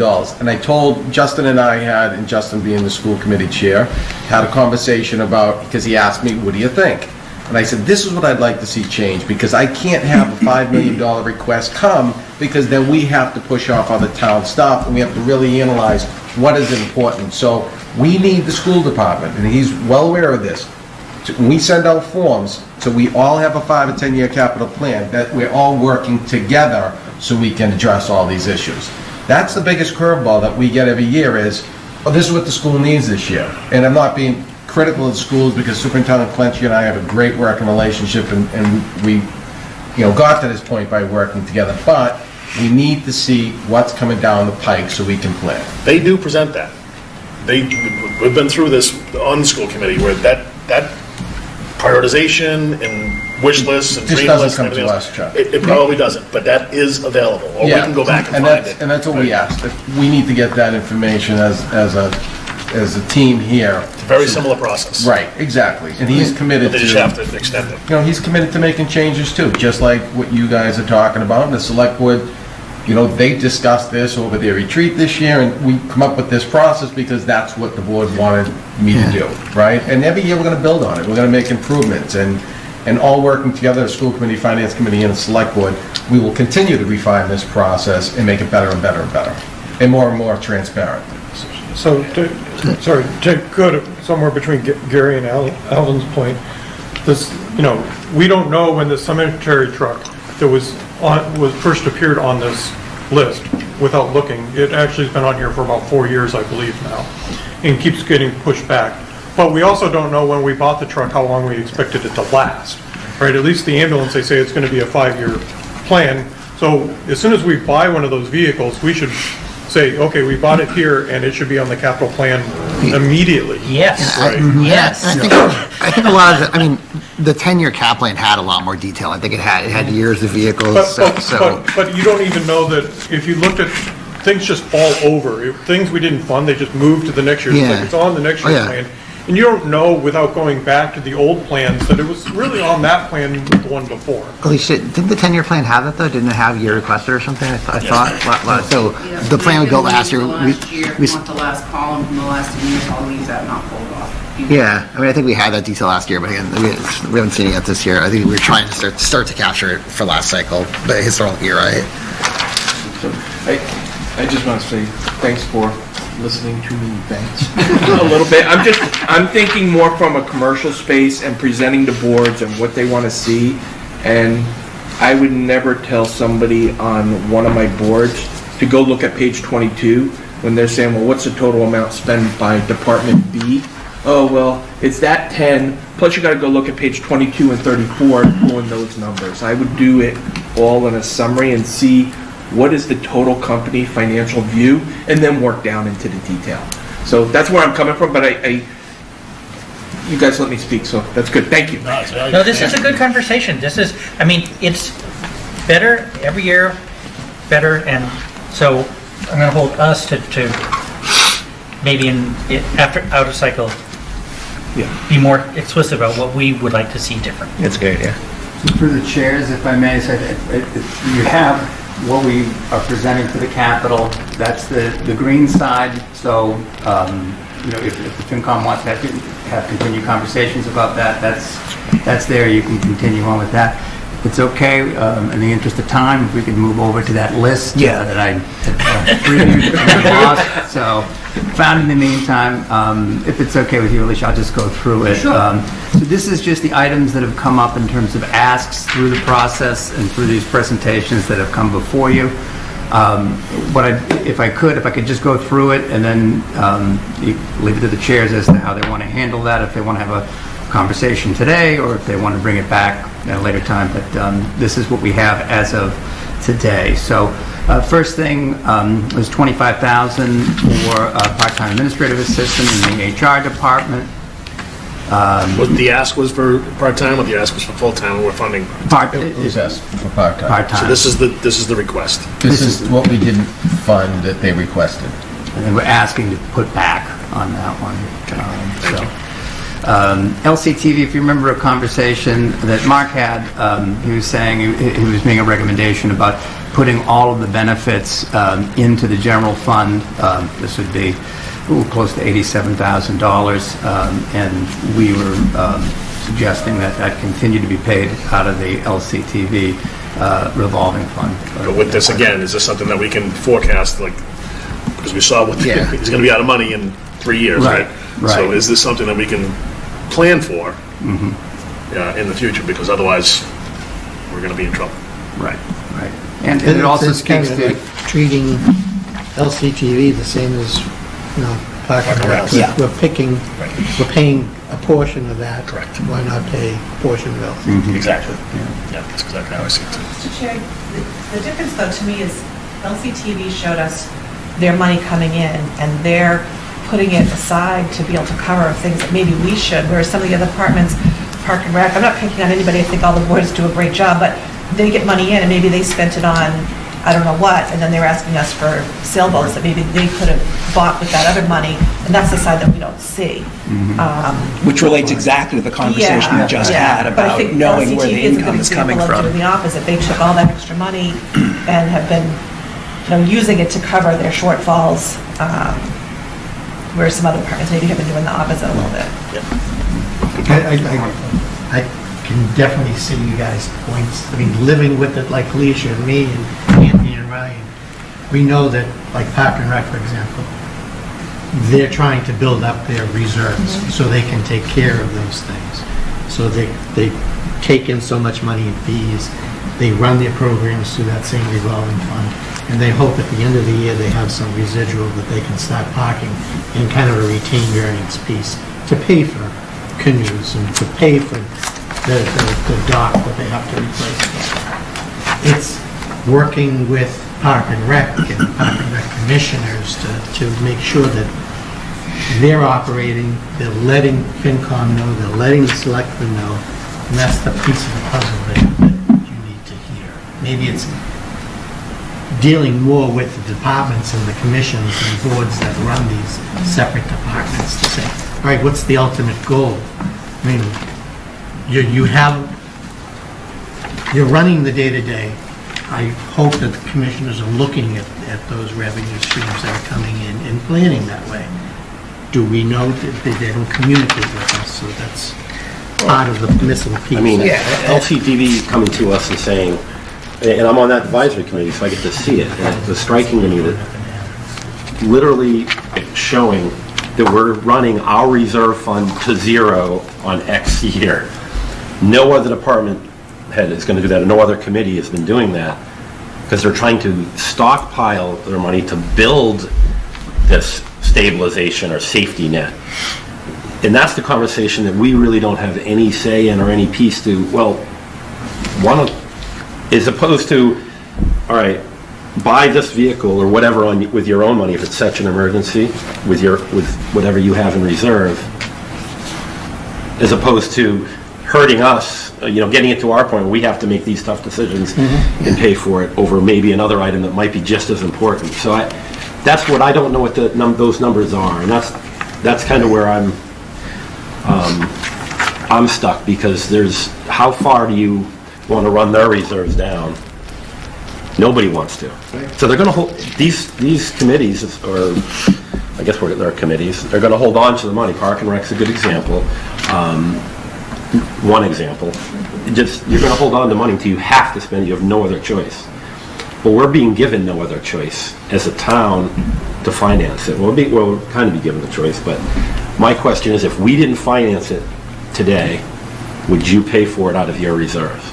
That's a critical need to me. And I don't know what those are on this sheet. I don't know. Right. There's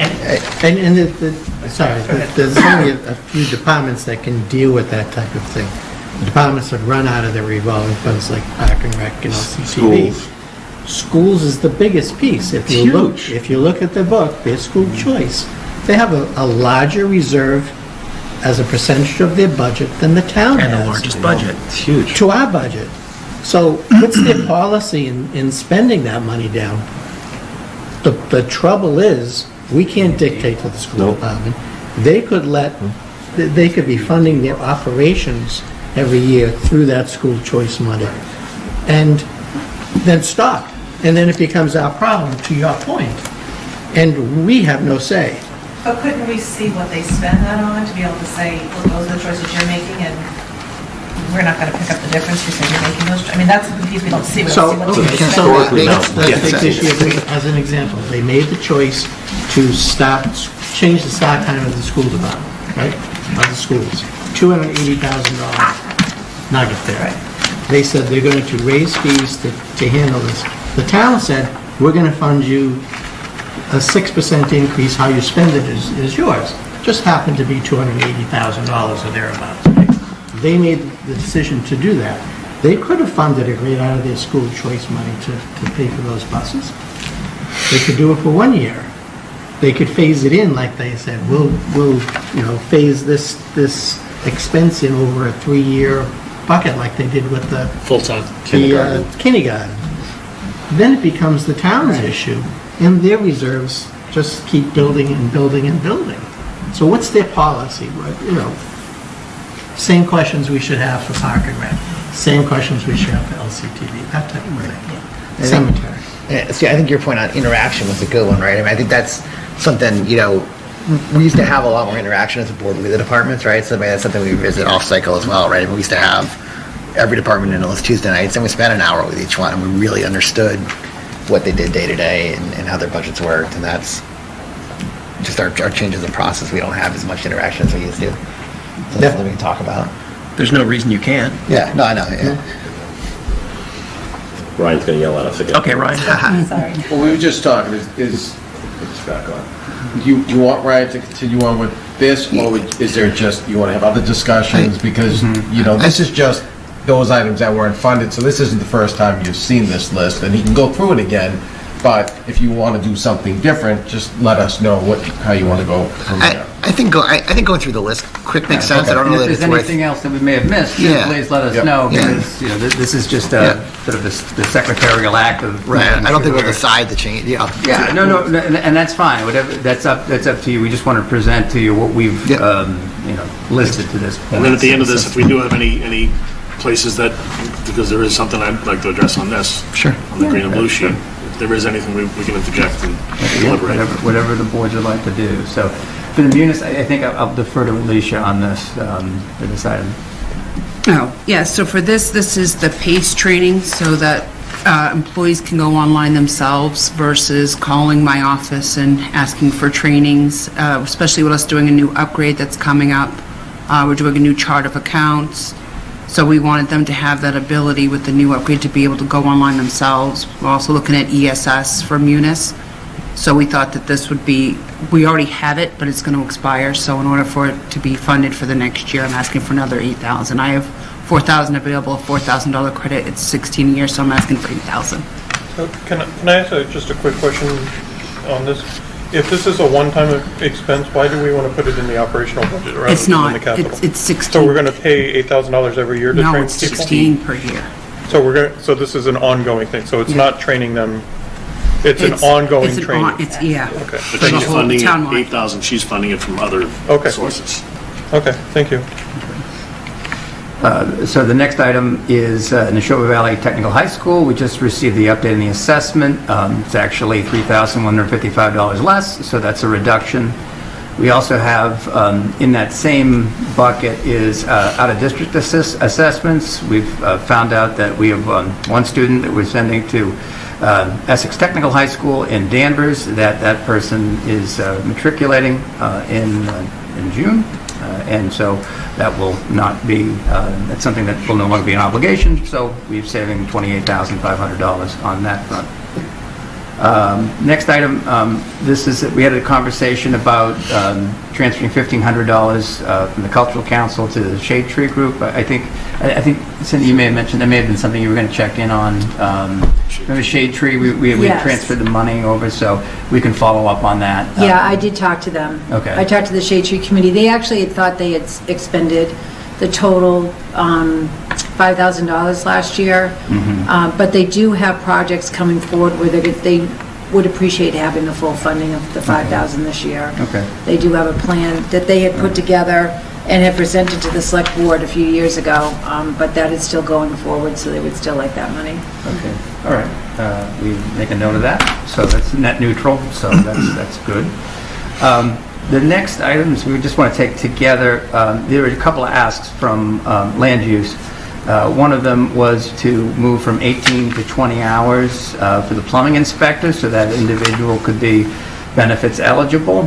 And the other piece was the assistant conservation agent going from 15 to 19 hours. So in those instances, the actual dollar change is relatively minimal, about $3,800 for the plumbing and about $4,700 for the conservation agent. But the thing you have to keep in mind on both of them is that you're going to have insurance costs, because then they would be benefit eligible. So this is something that Alicia, Anthony, and myself continue to preach to staff, is that when you talk about any changes with staff, that we always have to keep in mind that once they get over that 19-20-hour threshold, then they're benefits eligible. When they're benefits eligible, then we have to pay for all of the other expenses as it relates to health care. And we have to budget for it, so that 3,800 is really at another 25,000. So just for clarity, I think the conservation agent was going from 19 to 22 hours, not 15 to 19. I think that's, and that's why you're right, that's why we made it then eligible. So it's a benefit to the employee, but one of the things from a budget perspective, it becomes the question of like, okay, if you're bringing them up to that threshold, it's not necessarily optimal for the community, because we're spending all that extra money on Well, it's benefits. not optimal at all. It isn't. I mean, I'm just trying to, whenever I see a number like this, and I'm not going to use that as an example, I'll say any department, and they go from 18 hours, non-benefit eligible, to 21 hours, that's telling me that you're doing it for the employee to get benefits. It's not telling me you're doing it on behalf of the town. So I'd rather see 18 to 30. Now you want someone that department needs these hours, obviously. So when I see that, I get a little bit more skeptical. And I'm not saying it is, but a 3-hour change or a 4-hour change. Plumbing inspector being cut back from 25 hours. Okay, but I didn't see that. I don't know if that's... So the plumbing inspector is getting benefits from another town. Well, so right now. he's Little different. So That's he's a different eligible, but example. we're not assuming that right now. A different example, I'm just saying, every year I see these I understand what increases you're from saying. non-benefit to benefit. So on the plumbing inspector, that actually was, the request was to lower it from the department head, and since then, after we've created the budget, the employees wanted those hours back, so. But it was going from 25, I believe, right? Down to 19? Yeah, down to 19 or 18, or something like that, Chuck, yes. I don't know the exact So it wasn't the number. instance you were explaining. Right. But That was the department's recommendation at the time, and then the employee wanted to be able to Change use that. benefit. Yeah, pretty much. Right. Yeah, I think part of the rationale when he was explaining it was because they were considering coming onto our benefits, right? So that increase back was specific to have that Gary's flexibility. point, yeah. Right. And the last item is both the Select Board and Finance Committee received correspondence from Kevin Baker, Chair of the Board of Health, regarding their proposal for a new position and some revised budget items. So this is the total of that ask. It doesn't net out what would be, I believe, $50,000 that we have currently in the budget for Neshoba Health. So that would have to be adjusted, but just to put a pin in it, that's what's been put out to you, and it's still something that I'm sure both boards will be assessing. I know there might be a lot of questions with that, so maybe we can go on and then come back to that, because there is a revenue component part of that, but I think for the sake of not having a 45-minute discussion, let's get through these and then we'll go back to those. And that's what Alvin was speaking to, that exact, what you're just saying. Right. And then in terms of other things. Excuse me, is this the, relative to the memo that came out from? Correct. Yes. That's right, Fred. Yes. I don't believe that memo has the benefits in it. No, it doesn't either. That's So, right. so it's got to be another $25,000 or $30,000. I think what we're saying. $60,000? I think what we're saying, Fred, is that we So just got that in. We know we have to sort of flesh that out a little bit more and. Right, so rather than being a $15,000 benefit to the, financial benefit to the town, it's more like a $40,000 hit to the town. I would note, Fred, I actually put that on the spreadsheet, so you're right. Okay, that's fine, Estimate but I excludes just, employee be benefits, careful. so. I think this is, talking about a 2 or 3 hour person benefits, this is a much different scenario because of the benefits, so I just Agreed. want to make sure we're aware of that. Thank you. Okay. So Ryan, before you moved on, at our meeting on Monday, the select board said sustainability for $2,000. Right. Yeah, we'll add that to the list, thank you. And then HR had also requested, I think, $25,000 for 9th an hour part-time. That was on the list. That was the one of first the top one. ones. Sorry, thanks. That's still right there. So that was the first item. Thank you. So anyway, so there are a few things that we know that are going to be coming our way too. First being, we're waiting our update on health and dental insurance. I think, what's the percentage increase that we, for health? I projected a 9%. 9%, so. And Maya projected anywhere can go all the way up to 10%. I'm hoping we're on the much lower end, but. But we think mid-February we'll have the update on that. General liability insurance, all the other insurances we have, it's a big dollar item. We have an update hopefully in mid-March. And finally is our state aid number.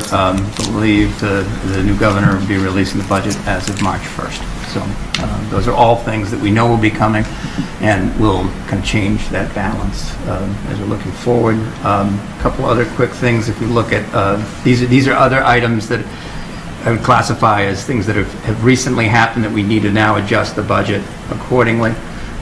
We updated the deputy PRCE position. The select board voted that at their last meeting. We had an update, small dollar item that on our Cherry Street.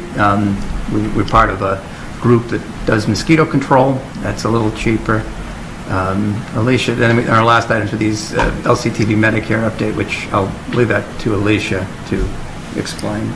Yeah, I just updated the number because it was the same, pointed out it was the same as last year, so it needed to be updated based on the numbers once we updated their salaries. Yeah, so it was basically just an error in terms of what they put into for the budget. So again, these are things that we're just tracking.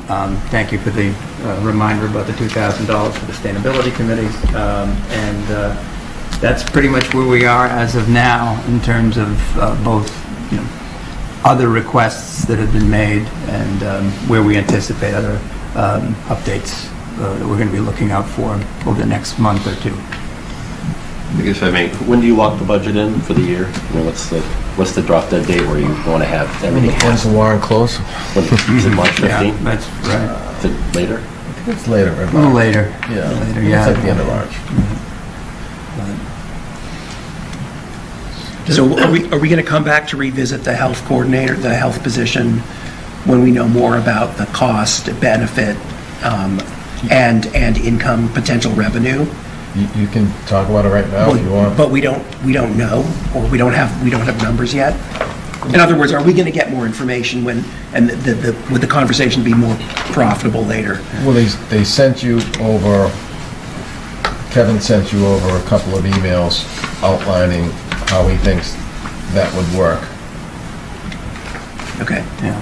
I mean, this is something we already agreed to, correct? We voted on? Yes. So.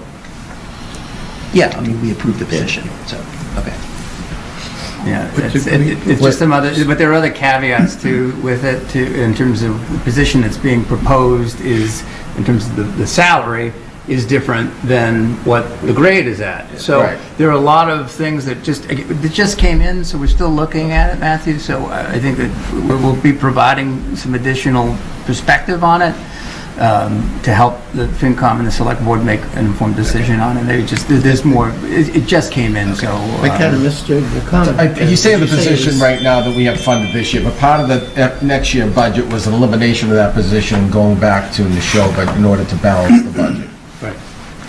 Now they'd like to recreate a Board of Health department, and with that, they're saying they believe there's a number that they can generate in revenue that could support it, but I don't think, I know that they didn't account for all the other benefits and so forth that are in there. And then there's a lot of questions operationally too that, and concerns that I have on if a plan like that is sustainable. And on the surface, I have serious concerns about jeopardizing the service that we currently receive for a plan that I think needs to just be, continue to be discussed. I saw the data that came out from the Board of Health. This is more than just one person. This is one person and support staff. This is 2 or 3 people. The levels of inspections and permits and everything that they have here, if you add them up, how does one person do all that? It's impossible. So it may sound good on paper that you have one person running this, but this is, if we say yes, this is just going to grow and grow and grow. But we do have somebody This is that's, a big we do have service. somebody that is an admin for Board of Health currently, so the health department, right? Shared admin position. So it's not, would be whatever this hire was. I mean, town meeting voted to do this, right? Voted for a position for a health agent, correct? That was the position that town meeting voted on. Right. Yes. Not health That director. was graded. It was graded at 80-something thousand. That ask is for 160. 107. So there's something that, that's what I need to know. What is that? And then you said you're going to get more information for us. How that 167 number, what is it? Oh, it's 107? No, it's 167 in total. That's just a bigger number than, Well, that includes benefits. Yeah, it was 107. No, it doesn't. No, it actually. doesn't. Oh. It doesn't. Actually, what it does include That's though is another, I think, excludes 25,000 for admin support as well. And So, a public health nurse is in there too. right. An increase in public health, that's right. So, again, I think there's just, we'll be willing, we anticipate giving you some more information so that we can flesh that out and give both the FinCom and Select Board more information. Or you can set up another meeting and have Kevin back and Matt, and they can go through what they believe, and you can Have that have conversation those then. questions. That might be sensible. Yeah. Yep. Okay. So on a completely different position that I think is missing is, we really need to hire like a grant coordinator or someone. There's so much, we keep talking about someone writing these grants. There's so much federal money and things out there. And no one's going after it because it's not part of their, it's not in their bailiwick, right? People don't know what's out there. We just don't go after it because no one tries, right? So just to speak to that, so I co-chair the Neshoba Valley Chamber of Commerce Town Administrator Group now, and one of the things that I put on the agenda is, and I think I heard it several times here today, is regionalization. And one of those things was a grant writer. So if there's communities that would like to partner with the grant writer, we certainly could process a community compact grant application with the state, and they're pretty good with funding regional projects where something like that especially is going to generate some other revenue source for some of these, for some of our needs. So, more to come on that. That meeting's next week, and I'm really hoping to push that because I think, again, several times it was said that regionalization is something that, we have some programs that we do, animal control, LCTV, electrical inspector with Acton, and I think that those have all worked out well, and we actually saved money and still had didn't lose the level of service in doing regional projects. So, I think that there's more opportunities to do that. A lot of towns have like sustainability coordinators, and a lot of their jobs is to write grants. Like I know Westford shares theirs with Carlisle, and they got money from the state for the first year to support it. It's like that SMART grant where you'll get money for a limited period of time to support it. The SAFER grant, yes, sorry. It's not related to the grant writer, but we were talking about this. We've talked about this in several meetings. We even brought it up at the school too, is positions within the town. So not specific to grants, but positions like HR, for example. We mentioned it with the school. We're like, maybe we centralize some of these admin positions, IT, HR, things like that, and see if that saves us money, because right now you probably have a lot of different departments doing admin type things, where if that was centralized and putting processes in place, it could save us a little bit of money. Maybe it can't, and then we're like, you know what, you guys keep doing it your way, it's a lot cheaper, but if we look at it, that would be helpful too.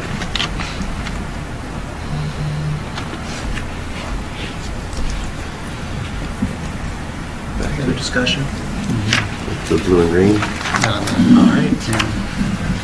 Why am I doing it? Because I said I wanted to address something on that. No. Yeah, did you I have a question relative to the change that was made from under the police department camera security system, as was proposed by the chief today. $250,000 is his justification for doing $250,000 because he's with all the communications rises in costs and whatnot, especially with the radio system and everything that we've been going through with the additional $700,000 last year. Yet the proposal from the team here has knocked $50,000 off of that. Do we have like quotes and whatnot to support going to $200,000? Yeah, that's why we decreased it, Chuck. It's actually, we actually received a quote for even less than the $200,000, but we have a buffer in there because, you know, as we see, prices change daily in today's world. So there's $50,000 actually buffer, we believe, in there. We got the quote back at $150, so that's why we didn't reduce. Okay. That's why we still threw an extra $50,000 to cover that, but we didn't feel like we needed to throw $100,000. We're not losing anything. Yeah. Okay. He feels Okay. comfortable with that. Yeah. All right. And then somebody raised the question about the sailboats and I mean, They were actually able to get them much cheaper than $50,000, so they were really excited. They found a vendor and were able to pay for those themselves. And because they were purchasing it from the fund, they were able to do that immediately. So they were able to find some used sailboats from a college in Rhode Island. That's great. So, And that's what we did. And they'll be there for the summer. So that 50's coming off? Well, it's already, yeah. Part of it? We recommended them funding it from their retained earnings, so it doesn't affect. Yeah, it's coming from the revolving fund. Yeah, the revolving fund. Right. Yeah. I think they may even be here already. Yeah. I think they are here already, so you can't they go wouldn't- sailing today, I wouldn't recommend that, but summer, it'll be It's a lot of wind. That's right. So we can take that off, but that's not going to give you an extra $50,000 to do anything. Correct. Yeah. Right. So I'll say I'm not sure that I agree with putting $650,000 to Indian Hill, because we do have all those vehicles that we just said were coming up, and we have no plan on how we're going to. It's not going, I prefaced earlier remarks by saying the $650,000 is going to go into the capital stabilization fund. And we're going to short-term borrow for the whole amount. Okay, Right, so we're taking, so this number is, instead of 2.4, we're basically down under the 1.7 now? But Mark, I think to your point though, whether we're putting it directly to Indian Hill or into Capital Stabilization Fund, we're doing that at the, as a decision versus buying $656,000 worth of something else, right? So.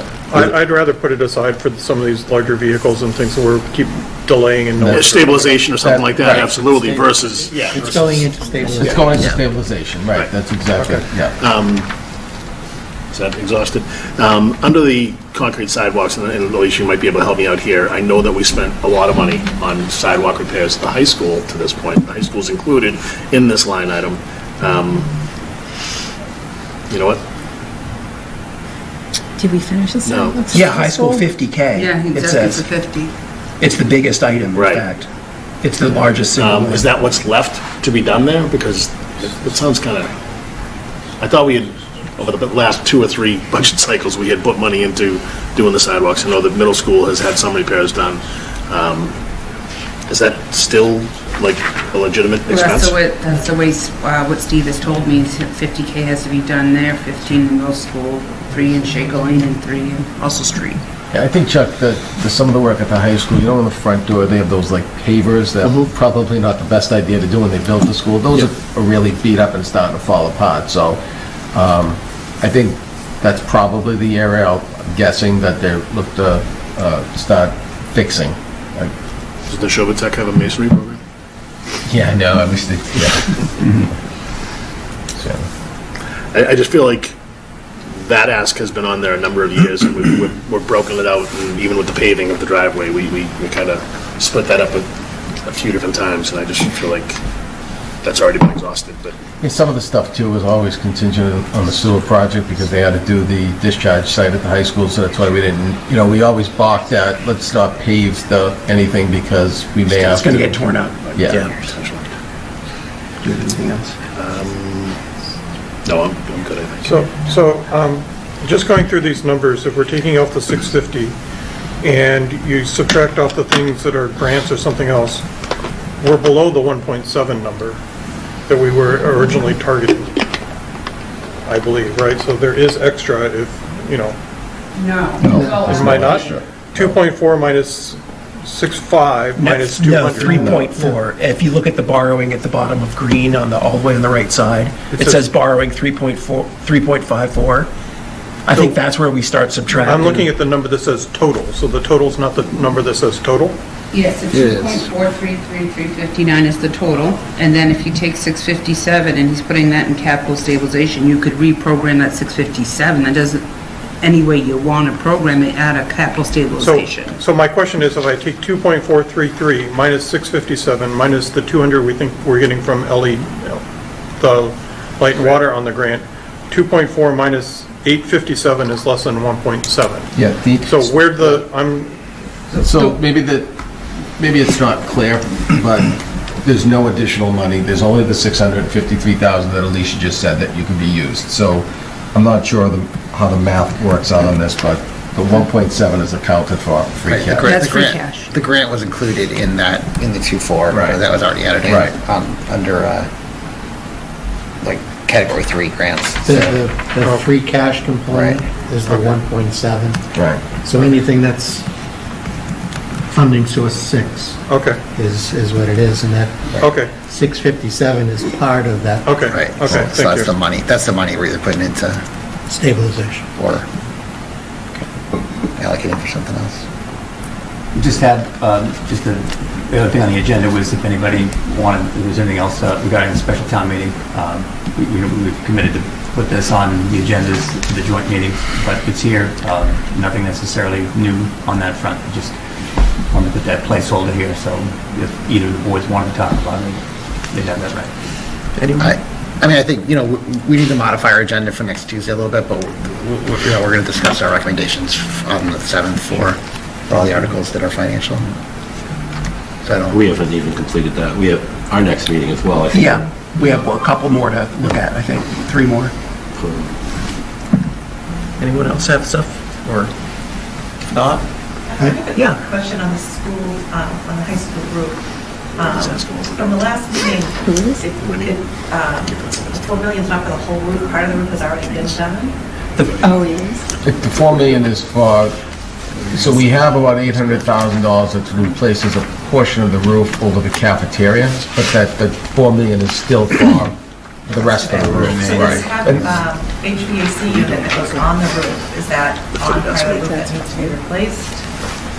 We're not replacing any roof this year, so the... I know, it's not on the part I'm not sure. That's a fair question to ask, and that's why, we go through the study, and we have an engineer go up there, and maybe they say, you can get an extra year, why don't you wait, because, other than that, you're going to be putting the unit, and then tearing up the roof, and there's seams, which potentially, just is another area for water. Right, but you're recommending funding for it, so I just don't want to... We're not recommending funding for $4 million. No, for the HVAC. So I don't want to approve doing that and then find out it ends up going on part of the roof that has to then... We can follow up. We can check on that. I'm not sure. It might be the one that's over the cap Jerry, but that's a good question that we can ask the schools and get back to you I for think they said Tuesday it was night. over the performance center. I think so. That is exactly right. It Was is that the one over over the Performance theater. Center? So No, we- no, the HVAC is the we one get over those the Just as I theater. assumed that painting the ambulance meant that it was going to be good to go, I think to ask that, was Right. Yeah. mechanically sound as I well. had that so- same impression too. Yeah. Well, I think that the mechanical problems with the ambulance weren't expected and were Yeah. separate from the painting. So I think the painting would have had to be done either way. If there's no other I think comment, it's cheaper just to give all the kids ponchos. and buckets, lots of 99 buckets. cents a piece, we can get those. Good point. There's what, 1,700 students? Outside the box, Tom. Just those plastic ones. That's all sharp. 3 cents each from China. All right, if there's no more comments, I guess we could adjourn. Stop it. Don't you tease. Quick, motion to adjourn. So moved. Second. Before you do, Oh, damn it. So, we heard, the governor's budget is coming through for the cherry sheets in March. We'll have the health insurance rates end of February, early March. We should probably reconvene in March, see what kind of revenues we have to deal with, and maybe in the meantime, that list of potential ads, if we can try and prioritize them maybe. So as money comes through, we say, yep, we have enough money for number one. Yeah. So should we do that as a group? We do that individually and come back that March meeting? How would you like to handle that?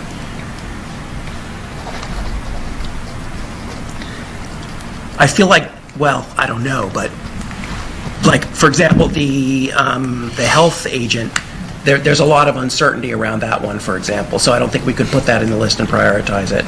So we should definitely have a meeting with them before I think that so, March. yeah, before that We one, could, yeah. there'd be too many contingencies. Yeah.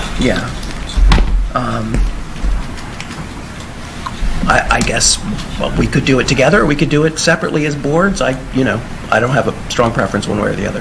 Has Fincom gone through the process of meeting with departments so you understand what they feel or they believe is the most important? So when you do have your conversations about prioritizing that, I mean, and if you share that with each other? We've had some individual budget conversations with reps, and then, we have the asks, we haven't discussed the asks, based on the last 3 meetings, as a group, right? But maybe, Alicia, maybe that's something you could have as part of your finance director update for us next Tuesday is Ryan's list, and we can discuss that, as part of our agenda, and then we circle back. We were just Chuck just said, maybe the select board can have a conversation with the department heads about those asks themselves. Sure. Just a short one even, just to reset and just, all. just with the ones that have outstanding requests and don't have settled budgets, that might be very valuable. Certainly would make them feel heard and give us more insight into what's going on. In the meantime, we can look at that annual town meeting schedule and see really when the last day is that we have to get to the printer. Allow us some time to put together the warrant. Yeah. It's just warrant to warrant this year. Yeah, I think just distributing it would be helpful, right? It's helpful to have it all in one place, but Well, we for can me, forward out- the we'll debits and forward. credits and rolled eyes and all that, Ryan will circulate the schedule for the annual town meeting so you know what we're looking at. And then We're short borrowing on the ambulance, is that what because we're waiting on? the only, Yeah, it's just giving us an authorization so they can Yeah. immediately order we're not it. gonna have to borrow on it, Gary. What this allows us to do is, in order to purchase something, you have to have a funding source. And by town meeting saying we can borrow, that just allows them to place the order. We're not gonna have to put any money in until we get the ambulance. And what we hope is, just like our last ambulance, in 2 years, that we believe in looking at the extra ambulance revenue, that will pay for itself and we won't have to borrow at all. But in order for them to get on the list for 2 years, we needed to do something. Okay. So I was looking at that money we're talking about, we'll just throw the 450 right at the ambulance to be done with it. Yeah, they'll generate their own money that they'll pay for itself, yeah. I know, it's come up now 2 budget cycles, right? Just about the substantial amount of uncollected receivables, so I don't know if that's something that's been discussed by the select Yes, board? it has, and I know that Chief Connor is looking very seriously into collections agencies. There's a lot of policy questions that have to be answered, like do we ask Littleton residents Right, for yeah. collections? What's the cutoff for the numbers? Do you do it for seniors? There's a lot of like troubling and difficult questions to Right. answer, but he's been investigating it. He's looked at several services, and I think he'll come back to us with a proposal. Okay, thanks. What kind of number is that? 800 grand, I think, at this point. Of uncollected? I believe so, something like that. It's not You know, that- it's not that it's uncollected too, though, there's the difference. So we bill them out, and I'm just gonna use an example of, say, 1,500 for an ambulance ride, but Medicare only pays 800. So that, there has to be a policy decision too on, we're not gonna keep that as uncollectible, we just have to write that off, because we're never collecting that. And that's the policy decisions that I think Matthew's talking about, that the chief is working on, that the select board would have to adopt, so we really know what's the real number? Is it 800,000, or is it somewhere like 100,000? So the number that's actually approved by Medicare or insurance is less than the 800. Yeah. Right. Yeah, got it. But we don't know how much less, and we don't know how much of that is real debt that we can collect Right. versus something from someone who's passed away or is never, ever going to come back to us, so. There's a whole slew of policy decisions that I mean, have it to be goes, made. yeah, there's so many different variables, I'm just definitely gonna have to be a policy created on it. Yes. Oh, absolutely. And that's to include people Didn't we that go get to a billing, didn't we go to a system that was There is supposed to fix that? Well, no, they bill now, but they don't collect. So if you ride an ambulance, you do get a bill, and I can confirm that in fact happens. Well, but whether you're paid or not, They don't collect, yeah. you're not collecting, then. Right. And some insurance companies pay cash to the individual that and they get a check, and they're still not paying. Right. So we don't even have a policy. Yeah. That's something we have to really dig down. Collection It's not just our community, by the way. Collection agencies, we have a lot of tools in our toolbox on how we can do that, but there's, again, policy decisions on, we gotta start putting that as a lien, so there's a lot to figure out with that. And Chief Connor is working on a policy, and then the select board is gonna have to really think about that. Even with, having a collection agency. I have experience in a previous job doing that. We did it for old parking tickets. Select board was gung-ho to do that until they got a gazillion complaints. It was a PR nightmare, I'm guessing, Anybody that has a collection agency, if hopefully you hadn't had to receive a call from them, they're relentless. And so there's a lot Or that we we have could to... just authorize Al Rasmus and Tom Carell. To take those calls? All right, I'm good. Do some door knocking. We'll get you a phone list. Was that a motion? We'll get you a call sheet, and you can just start going down the list. Isn't John Moderano out of prison now? Now, is there anything else? All right. Now can we Get a issue? motion on the floor. Second, please. Second. Motion made and seconded. All those in favor say aye. Aye. All right, the select board is adjourned. Thank you very much. Motion to adjourn. Second. All in favor? Aye. Any opposed? All right, the finance committee is adjourned as well. Thanks, everybody.